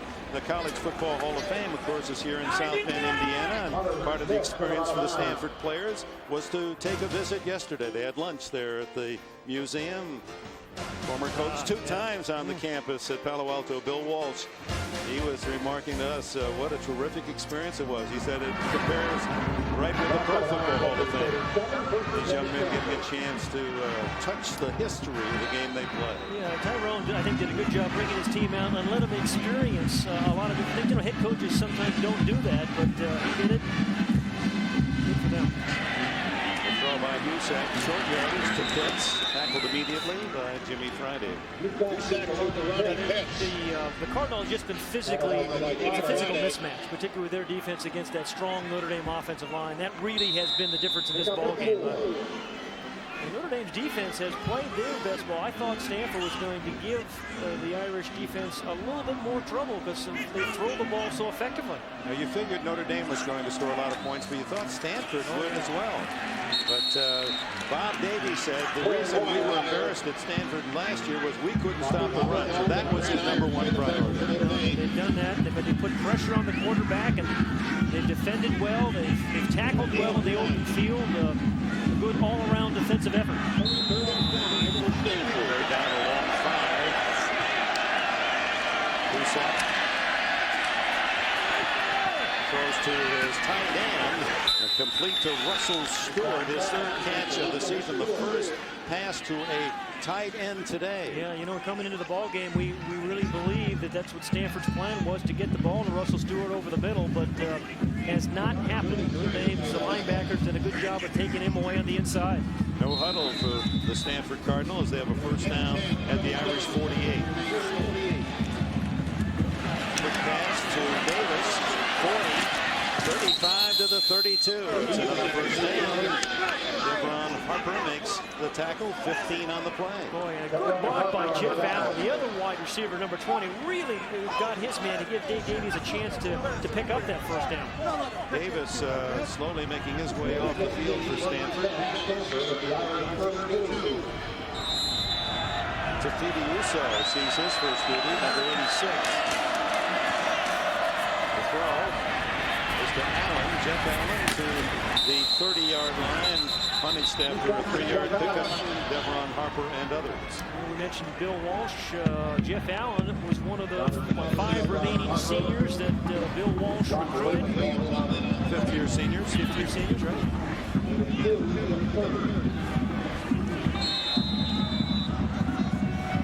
of course, still makes his home in the Bay Area.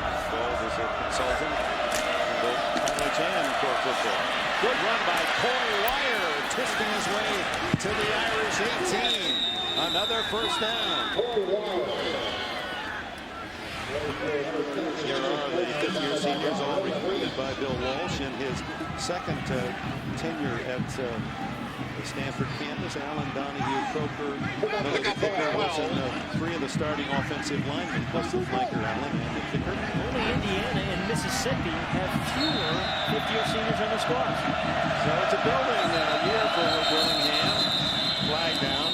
And he does not like to use freshmen the first year. His philosophy is that at Stanford, with the academic requirements, you let them work their way in, just kind of practice, see the system, do their studies, and then you play the next 4 years. He's had to use some freshmen this year.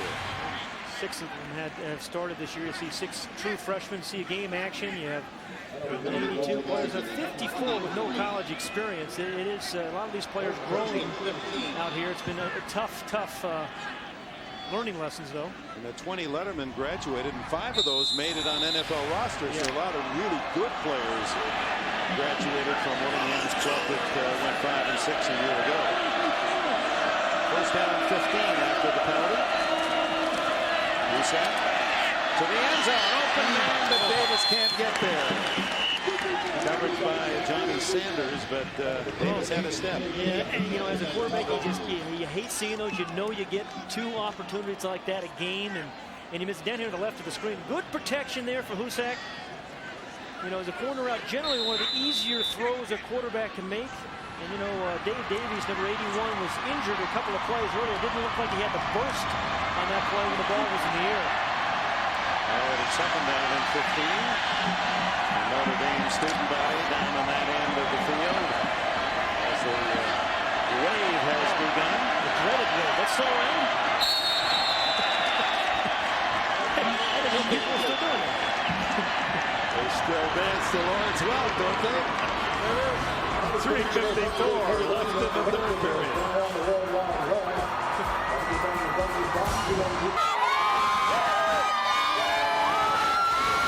Hard to discern what they're saying, but I think it is send money.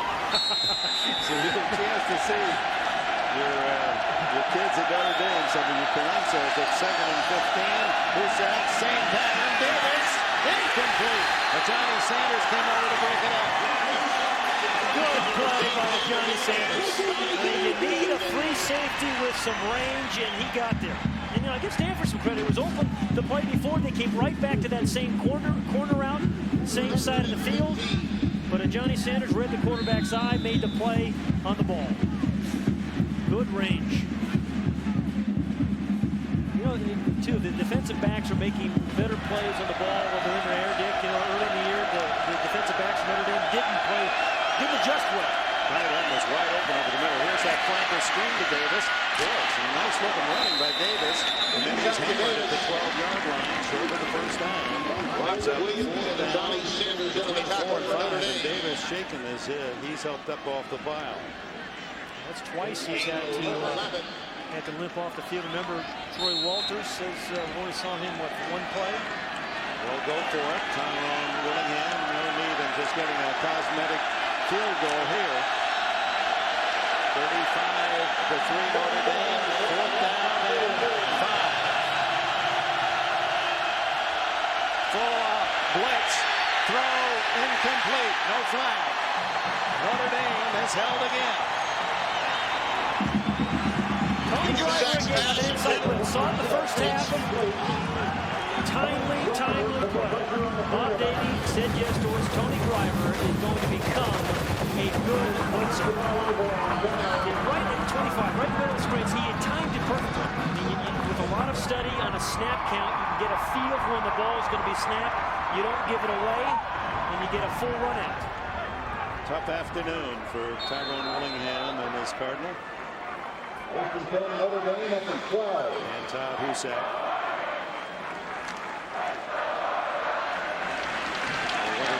See a couple of the other Stanford quarterbacks are very talented indeed at that position. Jackson starts at his 17. Pops looking for something big. Wide open is Johnson. Out of bounds at midfield. 38 yards. Well, what Malcolm say this week is that, hey, just throw me the ball, dude. Give me a chance. Great pass protection again. The pump fake set up by a runner. Malcolm Johnson made a couple of hooks during the game. There's the hook and go. We used to run that on out the front yard. The old hook and go. It worked. It was Malcolm Johnson kind of set it up with catching 4 or 5 hook passes early in the game. Chris Johnson, not related, unable to make the play. Malcolm Johnson now 7 catches, 114 yards. Benson in motion. Jarius Jackson caught from behind by Willie Howard. Big play by Howard. Malcolm Johnson with one of his best days. Look at that, 114 yards. He has really come alive. Really, in Purdue, he caught 5 passes there. Dad giving him his height. Dad is 7 feet tall. Played at the University of Pennsylvania. He's a pediatrician. That's what Penn did. Yes, he did.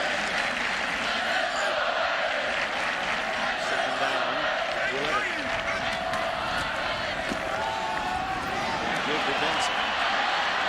He's to the 45. Pick up of almost 6 yards. Johnson in the secondary for Stanford. Make the stop.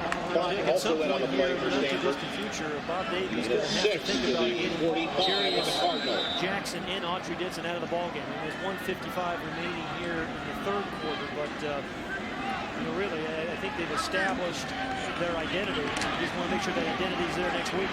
The Irish fans want to see Dixon get 25 more. That's some of the drama left in this afternoon. It's 3rd and 4.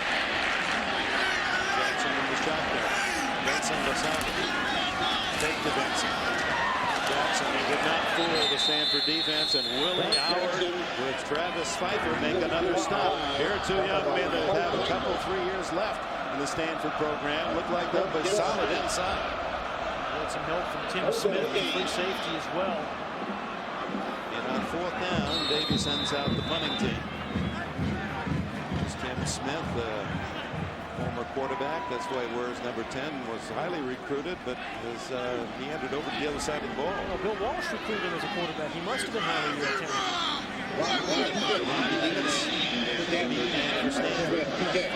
Third quarter. Very high and short. Pitts. That's a bounce, and he takes a Notre Dame bounce to the 15-yard line. Without a timeout, seconds remaining, 3rd quarter. Notre Dame 35, Stanford 3. Welcome back. Final seconds, 3rd quarter. Notre Dame after the punt, 35-3, and there's one of their walk-ons, John Crowder. He's a freshman from Minneapolis and made the team as a snapper. And in the warm-up, we wanted to get an eye. Surprised that they give him a There he is. He's an 18-year-old freshman, and His dormitory buddies really work him out at night, he told us. Yeah, you know, he gets in the hall, the door Morrissey Hall is from, and the 30 yards down the hallway made him snap the ball every night in the hallway. Just don't hit the lights, they said.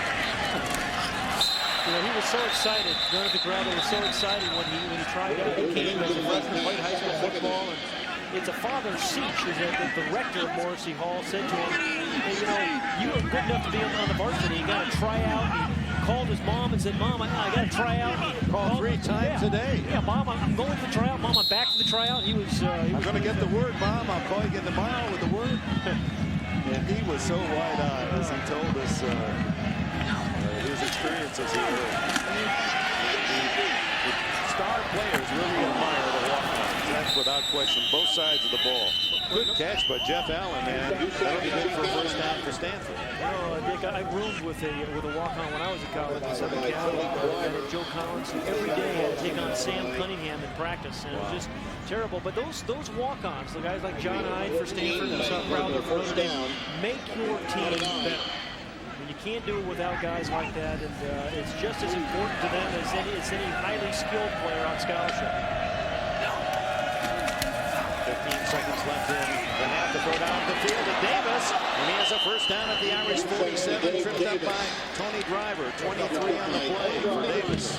Give Davis some credit. He's a tough guy. I mean, twice he's walked off with some injuries, but fought his way back onto the field to make that was a tough catch because he knew he was going to get drilled by Driver.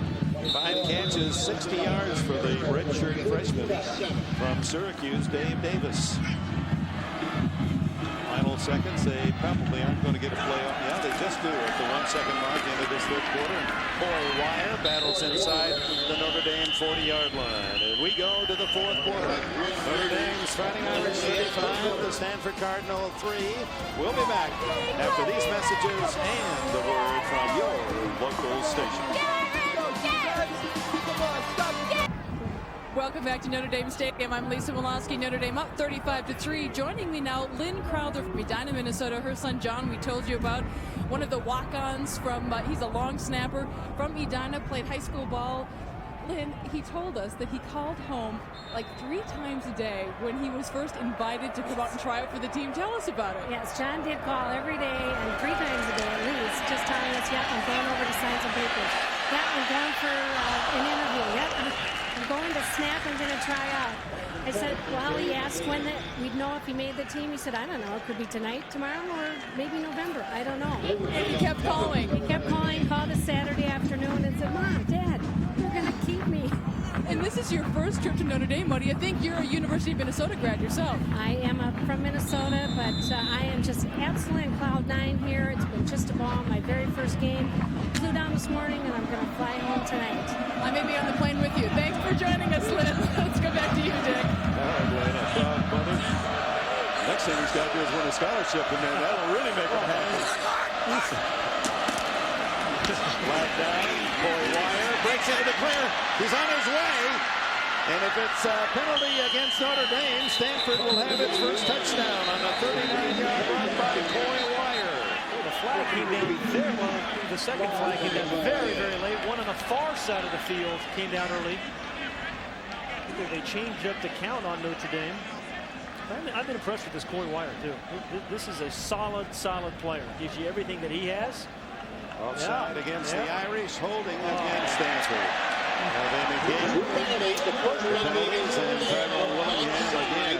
What few bright spots there have been swatted away from him. What do you say to us this week? We've had good moments and bad moments this season. Holding on the offense, penalties offset, replay, third down. Had a touchdown call back last week at Oregon on a long pass play, 65 yards. That's part of the growing up of his team. They're young. He knows they're going to make mistakes. He said the problem is the only way you really learn this game is to play it, and you can't do it just in practice. And he's trying to give his young kids as much on-field game experience as possible. It's 3rd and 2 again. Wire again. And he has the first down across the 35 of Notre Dame. Wire is... He's got some 4 years counting this one. Yeah, you can build on guys like Corey Wire. Wire carries for the Stanford first down inside the 34. The receptions, He's thrown a touchdown pass this year. One of those guys that generally, although he just had a long run call back, it's not going to go 80 yards for you, but boy, he'll get you 4, 5, 6 yards. He'll block. He'll catch the ball. And he could model too. Yeah, he can model as well. The first down, he said. Incomplete, and a little roughing going on over there between Brock Williams and Ronnie Pitts. Pitts and Williams bumping hard in the flying field. Ronnie Pitts from Saginaw, Michigan, your stomping grounds. Disc jockey at WSAM. Listen, I'm glad you were listening there. $2 an hour, right? $2. Yeah, well, that was the last century. You know, it was a little slow in the radio days. Holding on the defense. Much more 10 yards from the spot of the foul. I'm sorry, for the previous from spot. Saginaw was Terry Touchdown. McDaniel, who came out of that city program, Saginaw High School, great defensive player of the Raiders. And Ronnie Pitts, a very impressive young receiver. Did you have a jingle on WSAM? I can't reveal that. You'd have to kill me first.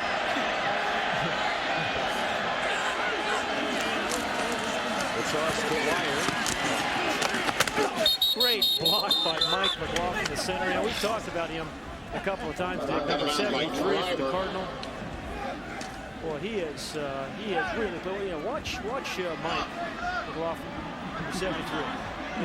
Very rarely you see centers with that kind of size, 305 pounds, who can get out and block defensive backs, lead the play. But Mike McLaughlin with really good pulling today on screens and pitch plays like that. Boston, the Steelers, that center pulling out. There's a swing to wire. And covered by the Irish, but he battles to the 18-yard line. Shy of the first down by 3 more. 6th catch of the day for Coy Wire. He's the clever telegram, they called him up there on the farm at Stanford. Coy Wire. He was talking to us about John Ide, Stanford's walk-on, and saying, hey, John Ide's the kind of guy that I have so much respect for, both in the classroom and as well as coming out for every day and practicing with us. Third down 4 to pass. Wire wide open, but he can't get it there in the end zone, and waiting was Davis. But he had to hurry under pressure and couldn't quite get it all the way. That was well set up because they had a receiver, at least both of these guys, open downfield. The pitch here, watch the, this one is a backward pass. It has to be so you can get the second pass. Look at the receiver down here. Just can't quite get enough oomph on it. How do you spell oomph? I'm not sure, but he didn't have no wonder you didn't advance to the regionals. The spelling bee, yeah. That brings up 4th down and 4. 0 for 2 today on 4th down, the Cardinals. And they're 0 for 3. Not close. Intended for Ronnie Pitts, and under pressure, Husak could not make the throw. Early in the 4th quarter, Notre Dame still leads 35-3. Over 600 alums from Notre Dame band here performed at halftime with a current student band. Great band it is. On the 18-yard line, holding on downs again. So Stanford's had 3 drives deep into Irish territory and have not been able to produce. And number 40, Jason Murray, gets his first carry of the season. 254-pound sophomore from Bell Vernon, Pennsylvania, coming up tonight, 7:30, 4:30 out on the West Coast. Game 3 of the National League Division Series. It'll be the great right-hander of the Braves, Greg Maddux, against the rookie Kerry Wood and Sammy Sosa. He about due to light one up there. Maybe Wrigley Field will be the spot for him tonight. I was hoping to see a Cubs Red Sox series. You'd have somebody would finally be happy, wouldn't you? That's right. That'd be too good to be true.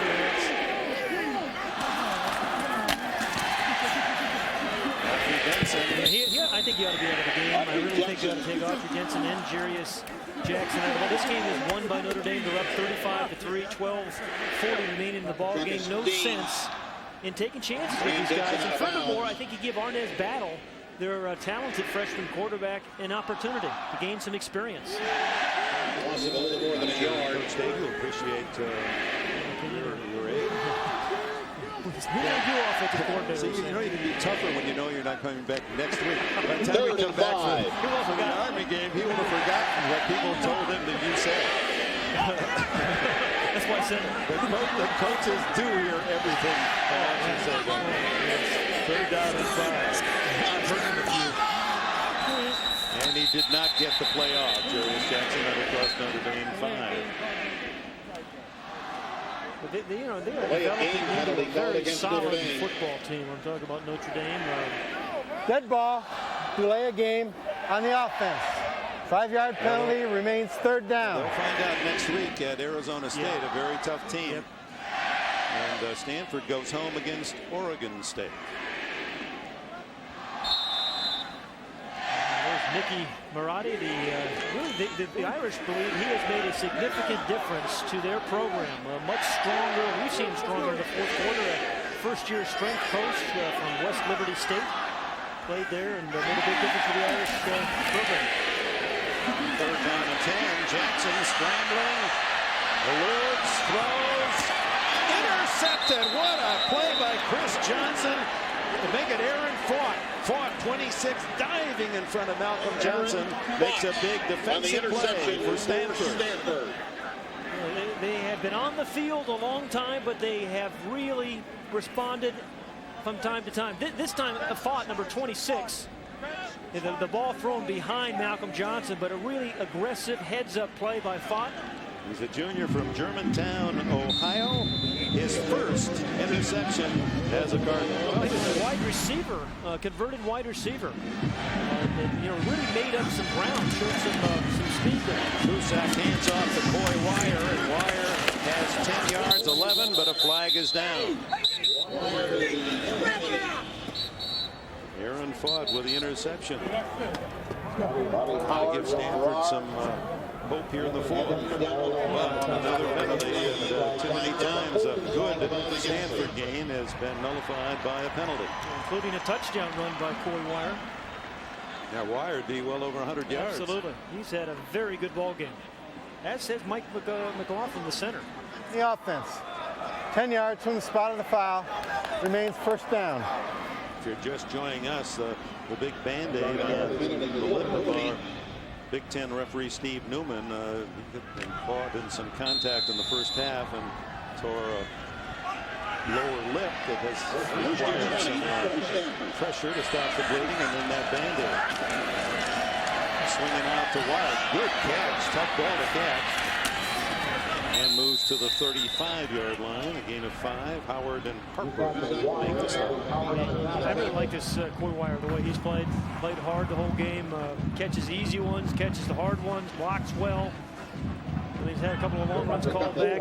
Didn't complain. Just gets back in the huddle. They feed him the ball again. He's been one of those players that Tyrone Willingham can build on in the years ahead. Total of 99 yards, 69 rushing, 30 receiving. Complete to Davis. Ooh, he's hit hard by Brock Williams, a sophomore cornerback. Stopped at the 30-yard line. It'll be third down and 10. Brock Williams is one of those guys the Irish really like. Number 38 for the Irish, defensive coordinator, corner, sophomore. He's one of those emotional guys, and that's what Greg Madison, defensive coordinator, was saying. We need some emotion on our team and our defense, and Brock Williams brings that as well as his skills. He started ahead of Ty Good today, trying to win that spot on the left corner. Both wide receivers to the left on third down 10. Cusack to his tight end, and Stewart fights his way close to a first down at the 21. That appears to be a yard shy, and here's another fourth down for Stanford. They're 0 for 3 today. So they have moved close on enough occasions that if they could have delivered a fourth down, they might have made this a more interesting game for their following. Yeah, I sure would think about giving Coy Wire a chance. It's fourth and probably a little less than 1. Instead of going for the pass. So Wire, and they line up in a run formation with Maxwell Stevenson blocking back. They give it to him, and Stevenson is inside the 20, first down. Stevenson, the senior from Columbus, Ohio. Followed Ohio State. The Buckeyes will play today against Penn State. Stanford. First down at the 19 as Stanford converts on 4th down for the first time. 35-3, 10.5 minutes remain in the 4th. Husak drills it to Jeff Allen. Allen at the 10, Allen to the 7. First and goal for the Cardinals. Jeff Allen, the senior from Olympia, Washington, the good target at 6'4". Husak, when you give him some time, he is an accurate thrower. I mean, he came in at only 52% completion percentage, but he's had a lot of balls dropped this year. Gave him some good protection. He gets back, he makes up his mind quickly, and he is very accurate. Easy ball to catch. The deepest penetration for Stanford, and it's Coy Wire. Runs into his own blocker and fights to the 4. Anytime you see a Stanford guy wearing number 7, I always think of John Elway, but Husak, I guess, wanted number 11. He was a big Phil Simms fan growing up. Wanted number 11, it was taken, so they gave him 7, and it looks pretty good on him. It's part of a great tradition at Stanford. It goes back to Frankie Albert, the great left-handed All-America. 42nd and goal. John Brody. Great. Jim Parker. Stuffed at the 5, and Wire loses a yard as half the Irish defense in their anti. Fresher memory, John Brody, the star with the San Francisco 49ers as well. Playing the golf team too. What a guy is Jim Plunkett, Heisman winner in '70 and won a Super Bowl with the Raiders. Yard. Still active, although I understand the suffering of bad. Who's that? Jim Foster, the head coach of the Giants now. Assistant coach here. At Stanford when Burrow was there. 3rd down and goal. Touchdown to the tight end Russell Stewart. So Stewart's first touchdown of the season. Well, they said they were going to open the game with those kind of plays. They're closing the game with throws to the tight end. But you know, a good throw by Husak. I mean, to determine as he was trying to roll him out to his left a little bit. Here's Russell Stewart. Kind of falls away from the pressure, feels where the defender is, and just kind of leans away from him. Husak gets his shoulders turned, strong enough to get some steam with the ball. Good play. Going to go for 2. The score 35-9. The pass interception by Ford leading to the touchdown. It's Pitts in motion. And the throw caught, incomplete. Didn't get his feet down, Dave Davis. And there was a good defensive play to push him out of bounds. Ty Good out of bounds. Close coverage. So it remains 35-9. Well, Husak just trying to throw him the jump ball. The 2-point play. Good coverage by Ty Good. And clearly comes in out of bounds. 8:59 left in the 4th quarter.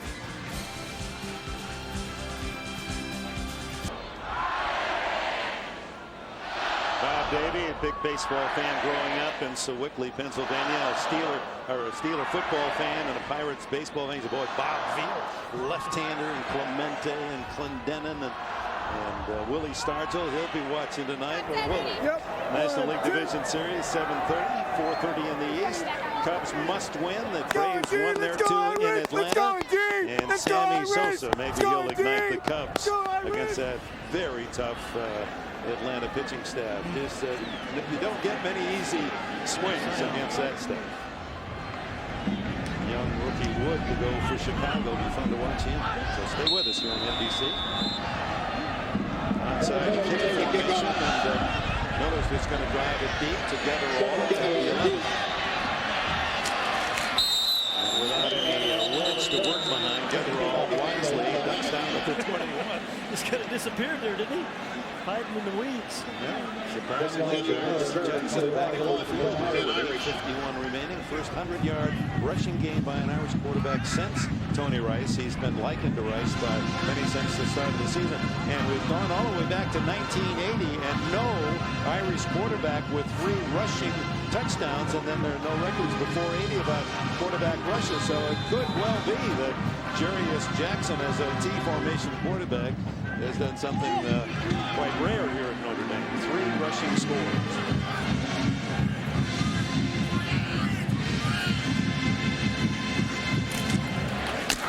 Denson with a hole to the 30, and gain of about 13 before Sam Benner can make the tackle. Make it 14 yards as he's trying to pick up his 100-yard day and needs 12 more to accomplish his 20th century. This team has been very good fourth quarter team this year. You know, they've got a new program, new strength program. It's made a big difference in the way this year has gone for them. I'm going to start that program when I get back. Oh, yeah, that's good. I think you'll be good in the fourth quarter too. I want to be good in the fourth quarter. Here's Getterall. He's got some speed and just does get bumped out of bounds by Aaron Claude and Chris Johnson. And here's part of the new program here, the walk of doom. That's 125 pounds in each hand. You keep walking until the guy says you don't have to walk. Wall sit. Just try it. Just sit against the wall, and then they put weights on your thighs. Michigan Dunes, you run up the sand in Michigan until you don't feel very good in your stomach. Then you push the van around the campus, and then you throw it. Like the tire toss. Yeah, I got to go with the bicycle tires on that last one. Otherwise, I think you got it. That is. It's worked for him. Michigan Dunes, I thought that was the picnic part, but I guess not. And they feel that, and Dave, that was interesting. So last year, we just were not strong in the fourth quarter. We needed to hire a man like Marotti, and he's a very spirited guy, and he makes it competitive. It's not backs one day, linemen the next. Right. They all go in together, don't they? And they compete against one another, and in a better condition this year. They've had, they've won 2 games in the fourth quarter this season already, so he has clearly made a difference. Jerry Wisney, number 71, the left guard, the senior from Tulsa, his neck size in 6 months went from 18 to 21 inches. He's only 6'7" and 300 pounds. There's Wisney. We talked to him yesterday. He had to turn sideways to go through the door. Cleveland nothing. Boy, if he didn't look like a man about to play on the next level, I've never seen one on looks alone. 54 prior to the snap. False start on the offense. 5 yards from the previous spot. The innocence about, well, there's his brother, Andy Wisney. He's only 285, a growing boy. And after the game, their parents live here in South Bend. They go over to Mom's Cooking. They get that chicken. And that's pretty good. He's an insurance salesman. His both sons are here at Notre Dame. So they moved up to South Bend, and so they could be near their 2 youngsters. Their father was on that 1966 national championship team. Yeah. First down 15. And the whistle again. Let's get Dad on here. There's Gerald Wisney, an offensive tackle with the Irish in the 60s. Tell those old photos, can't you? Coming out of that stance. I like the backs where they pose. Yeah, the Heisman buggy. There's the young Andy Wisney, sophomore. I asked the older brother, I said, well, what makes him, why isn't he playing offense too? And he said, well, just listen to him. He's got a different temperament, personality. He's all aggression. They say he can throw a football 70 yards, young Wisney. Yeah, but the receiver was at 30 yards. That goes Jarius Jackson. Under pressure, can't find Bobby Brown. I know I've said it before, Dick. I cannot believe really that Jarius Jackson's in the ball game at this point. A little over 7 minutes of the game. Notre Dame up 35-9. Boy, we do see Tony Fisher. It's a first look at this very talented freshman, Euclid, Ohio. They feel he's going to be possibly Denson's replacement next year. He's 6'1" and 205. And his senior year at Euclid High School, he rushed for 2,100 yards. His average per carry was just under 12. As they give to the fullback at the 40. Trying to steal the ball was Ray Johnson and Sam Benner. Johnson came up with it, but long after the whistle. There's Tony Fisher. You know, remember Bob Davey was talking about they have Monday night football here at practice. After their Monday practices are over, all the guys that didn't play the previous Saturday they have a scrimmage, and guys like Tony Fisher and Arnez Battle, whom you may see a little bit later, have a big scrimmage on Monday night. All the team stays around and cheers the team. It's a nice idea. Yeah, it really is. I hadn't heard it before, but kind of fun for the guys who do get a chance to play much on Saturday. All the walk-ons get their shot. Fisher goes out, and Darcy Levy makes his first appearance, number 31. He's had a touchdown this year in the Michigan State game. 3rd and 18. Darius Jackson hums one. Is it ball? Yes. Nice catch at the 45 of Stanford. Just shy of a first down by Jay Johnson. His 3rd catch of the year. This junior from Starkville, Mississippi. He was up top. Caught a big pass last week on 4th and 4, 15-yard completion. You know, doing battle with Reuben Carter, number 42. Picked that one right off the top of the turf. Fortunately today, no rain during the game. It rained all yesterday and last night into the early morning, but good day to play. Brisk 50-degree day here in South Bend. What happened to fall? I think it went right to winter. It did get cold. Remember last week on the field was over 100 degrees last Saturday. Here's Smith. The running pitch lets it fall. Takes a Stanford bounce and out of bounds. That'll hurt your average. The 28-yard line, a 17-yard punt. Timeout. 5:18 to go.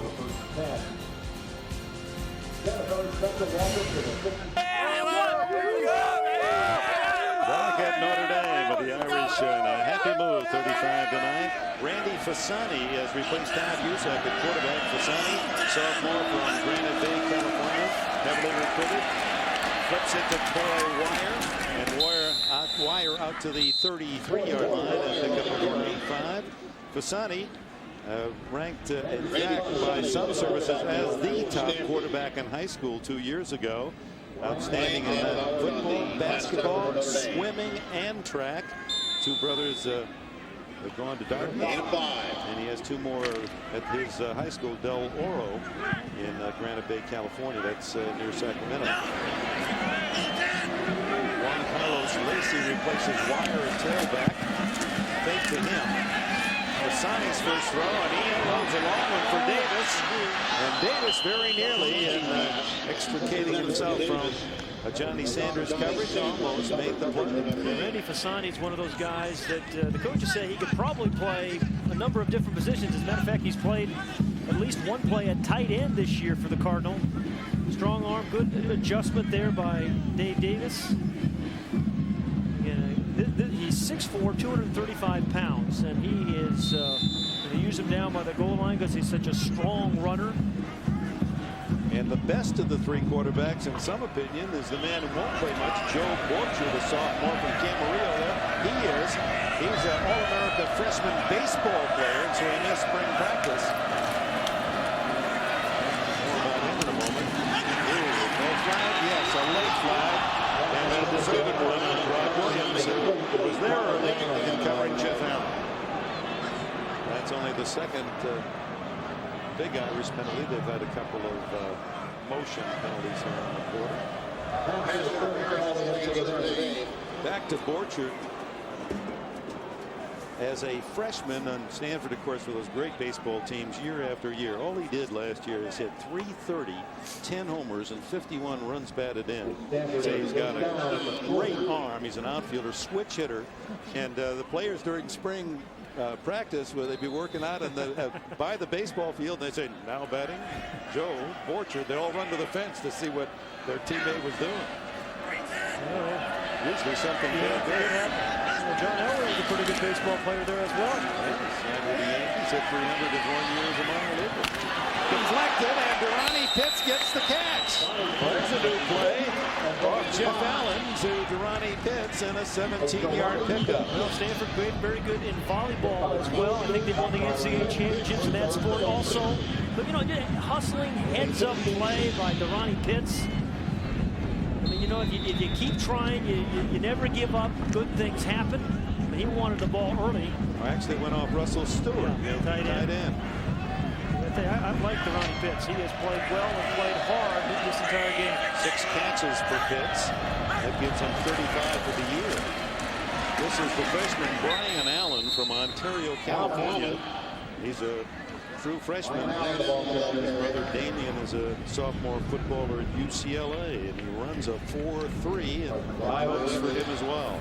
Ball with the Irish 42. The clock running at 3:44 in the fourth quarter. Tyrone Willingham's Cardinal trailing the Irish 35-9. His players bumping into him. Took a shot at his microphone accidentally.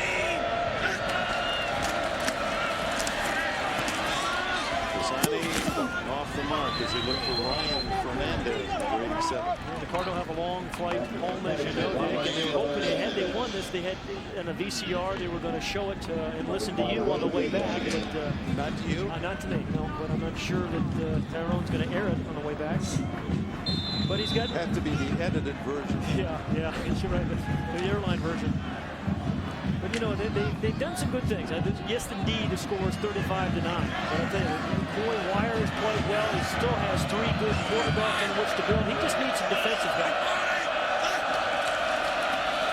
Bassani, rolling, throwing, complete.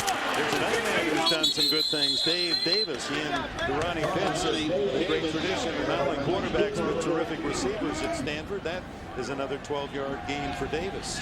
Gene Washington, one of those great wide receivers. Look at your screen right here. Yeah, again, this is a guy that's fought through a couple of injuries today. A tough guy. Tackle made by Deke Clipper. 7th catch for Davis. As we said, he's a redshirt freshman. Terrific basketball player in high school as well. In fact, he even thought about going out for the Stanford basketball team. Great leaper, up around 40 inches vertical. Timeout, Stanford. And Stanford will call a time with a first down inside the Notre Dame 30 and 3:03 left in the fourth.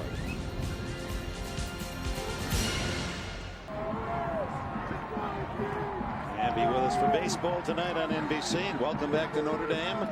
Defender with Pat Hayden. Into Molosky on the field. Bassani to the end zone. Little push off and incomplete. Intended for Ryan Fernandez. Jump ball opportunity for a touchdown for Fernandez. Another freshman. He's from Oakland, California. High school triple jumper. And this guy's got some a big future. There was some pushing and shoving there. Both ways. Yeah, absolutely. But a ball he probably should have caught. He's one of their speed receivers. Well, this is a team that beat a highly regarded ranked North Carolina team a couple of weeks ago. Everything fit that day. It's not been the case today for Stanford. And Irish played their best football in that first quarter of the season. Throw, Bassani over the middle, complete to Durrani Pitts. Hit hard by Deke Cooper. And Pitts is at the 18 first down. Well, you know, that's what Stanford's trying to become. It's not one of those up and down teams, Dick. You know, you're good one week. You know, that's not so good the next. You'd love to see the consistency out of them. Offensively, they have enough weapons. They have enough punch. Just tough for them to stop good offensive teams right now. That was Pitts' 7th catch. Davis, the other young receiver, with 7. And the whistle. Now Stanford, with its history, like Notre Dame, the coaches are just standout giants in the game. Walter Camp, how that for starter. Pop Warner, Bill Walsh, Dennis Green, and assistant coaches all went on to be head coaches in the NFL. Fossil, Mora, Seifert, Vermeil, and White. And there's our former partner, Bill Walsh, making his first trip with Stanford. He told us since he left as the head coach. What a big win here as a head coach. Whoa, down 16-0 at the half, and was that 35-16 final? Unanswered points. Bassani gonna run 30, 20 into the 19-yard line and close to a first down. That's why they like to use Bassani down on the goal line. He is a threat to run with that 235 pounds. He looks like a fullback. He fills that jersey. You know, that 1 and 2 looks awfully small, doesn't it? Wearing Brody's old number 12. At the 19, it'll be 2nd down and 1. We're under 2 minutes left in the fourth. And Some of the Notre Dame faithful satisfied with a win to go 3-1 have made their way toward the parking lot. Signing, looking for another score. Too tall to Davis. Ridden out of bounds hard by Devron Harper. No, for Notre Dame, they started this season the first 4 games against 4 teams that beat them last year, and so they've been able to come back 3-1 with a win today. And if you'd have given Bob Davie that against the likes of Michigan, Michigan State, Purdue, and Stanford 3-1 start back in August, I think he would have said, okay, we'll go from there. Well, you know, they finished last season strongly. Well, this will be since they lost to Stanford a year ago. The win today makes them 12-3 since. Signing down the middle. What a catch by Durrani Pitts! You talk about concentration, belted at the goal line, and still had the facility to wrap up an 18-yard reception. This guy's a really good player for what he is. I mean, you know, tip balls. He caught one earlier in the volleyball play down here at the goal line. You know you're going to get batted around and have a chance of getting clobbered. I mean, he had 10 catches last week. That's his 8th catch this week. 18-2. And a lot of receivers won't catch 18 all year. And no drops today either. And that is great concentration and courage over the middle. Well, first and goal from the 1 for Fasani. He'll feel comfortable down there. That's his role. Keeps the ball to the goal line. Touchdown. Well, Fasani scores, and Stanford will make that final score more appealing for Cardinal fans. You really have to love the effort of Durrani Pitts. We talked about him today. This guy, number 89, had just played exceptionally well. Now that's the one you put in your biographical file for Pitts. I just really like that story when he said to us yesterday, or 2 days ago at Stanford, why he became a good student. He said, because my parents wouldn't accept B's. I was expected to get A's in every course. I think he only got 1 B in high school, he said. 72-yard drive, and now the 2-point conversion try. And wide open is Davis. They were all looking for Pitts, and Davis gets 2.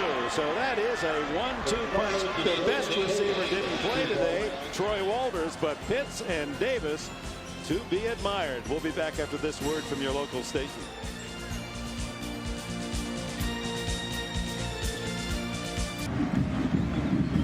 Welcome back to Notre Dame Stadium. Doug David, our director, Eddie Fabishoff, our producer, and our coverage today. Toward the sideline, and Getterall catches it and goes immediately out of bounds at the 20. Let's salute our Chevrolet most valuable players of the game. For Notre Dame, Jarius Jackson, 3 touchdown runs, and a well-executed game plan for Jackson. And we're going to share the honor of the 2 young Stanford receivers. Durrani Pitts, 8 catches, 112 yards. Dave Davis, 7 catches plus the conversion catch and 78 yards. Those 2 young players are going to be exciting to watch in the years to come. And the recognition of their effort, Chevrolet makes a contribution to the National Association of Student Financial Aid Administrators for disbursement to deserving college students so that they can continue their education. The Chevrolet Scholarship Program has been a tradition for more than a quarter of a century. And it's off to Chevrolet and that cause. You see some of Arnez battle. Freshman game back for Notre Dame. One of the nice things we get to do in covering Notre Dame is go to the visiting team's campus to talk to their players. And next up for us is to go to West Point. Yeah, that's a great spot for the Army and Notre Dame. That'll be in 3 weeks here in NBC. That's where the win one for the Gipper started. The 4 horsemen, Army and the Irish. That'll be 3 weeks here on NBC. Never seen so many people consume so much food so quickly as in their lunchroom. Lunch at the Academy. Yeah, boy, oh boy. Just to get it all there at the same time. And the faster you eat, you might even get 10 minutes off in the middle of your day. Prior to the snap, false start on the offense. 5-yard penalty. Remains first down. And Battle gets his second look this year wearing that number 3, which is a pretty special number around here at in South Bend. Joe Montana and Ralph Guglielmi. Guglielmi and the 1953, that was an unbeaten Frank Leahy team that were honored this weekend here on campus. Johnny Labner, who was a Heisman Award winner on that club. Most people get Montana, they don't get Guglielmi. Hand off to Tony Rice. Tony Fisher, the freshman, gets it out to the 20-yard line, picks up 5 before Aaron Fought can make the tackle. Well, here's the rest of the schedule for the Irish. Will be 3-1 when they go to Arizona State. Army after a week off, and Baylor here on NBC, at BC, at Navy, a game in the nation's capital. Tough LSU in on the 21st. And then the finale with the Southern California Trojans on the West Coast.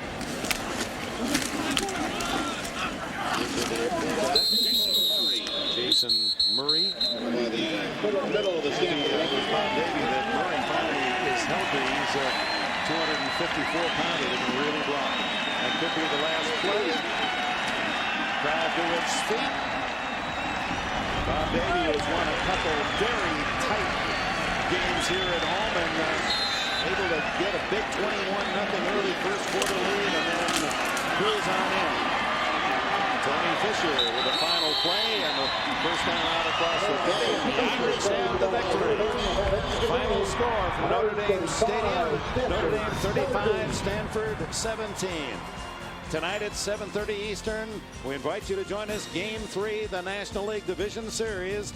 The Atlanta Braves up 2-0, and the Chicago Cubs at Wrigley Field. For Pat Hayden and Lisa Molosky, this is Dick Enberg. So long from South Bend, Indiana.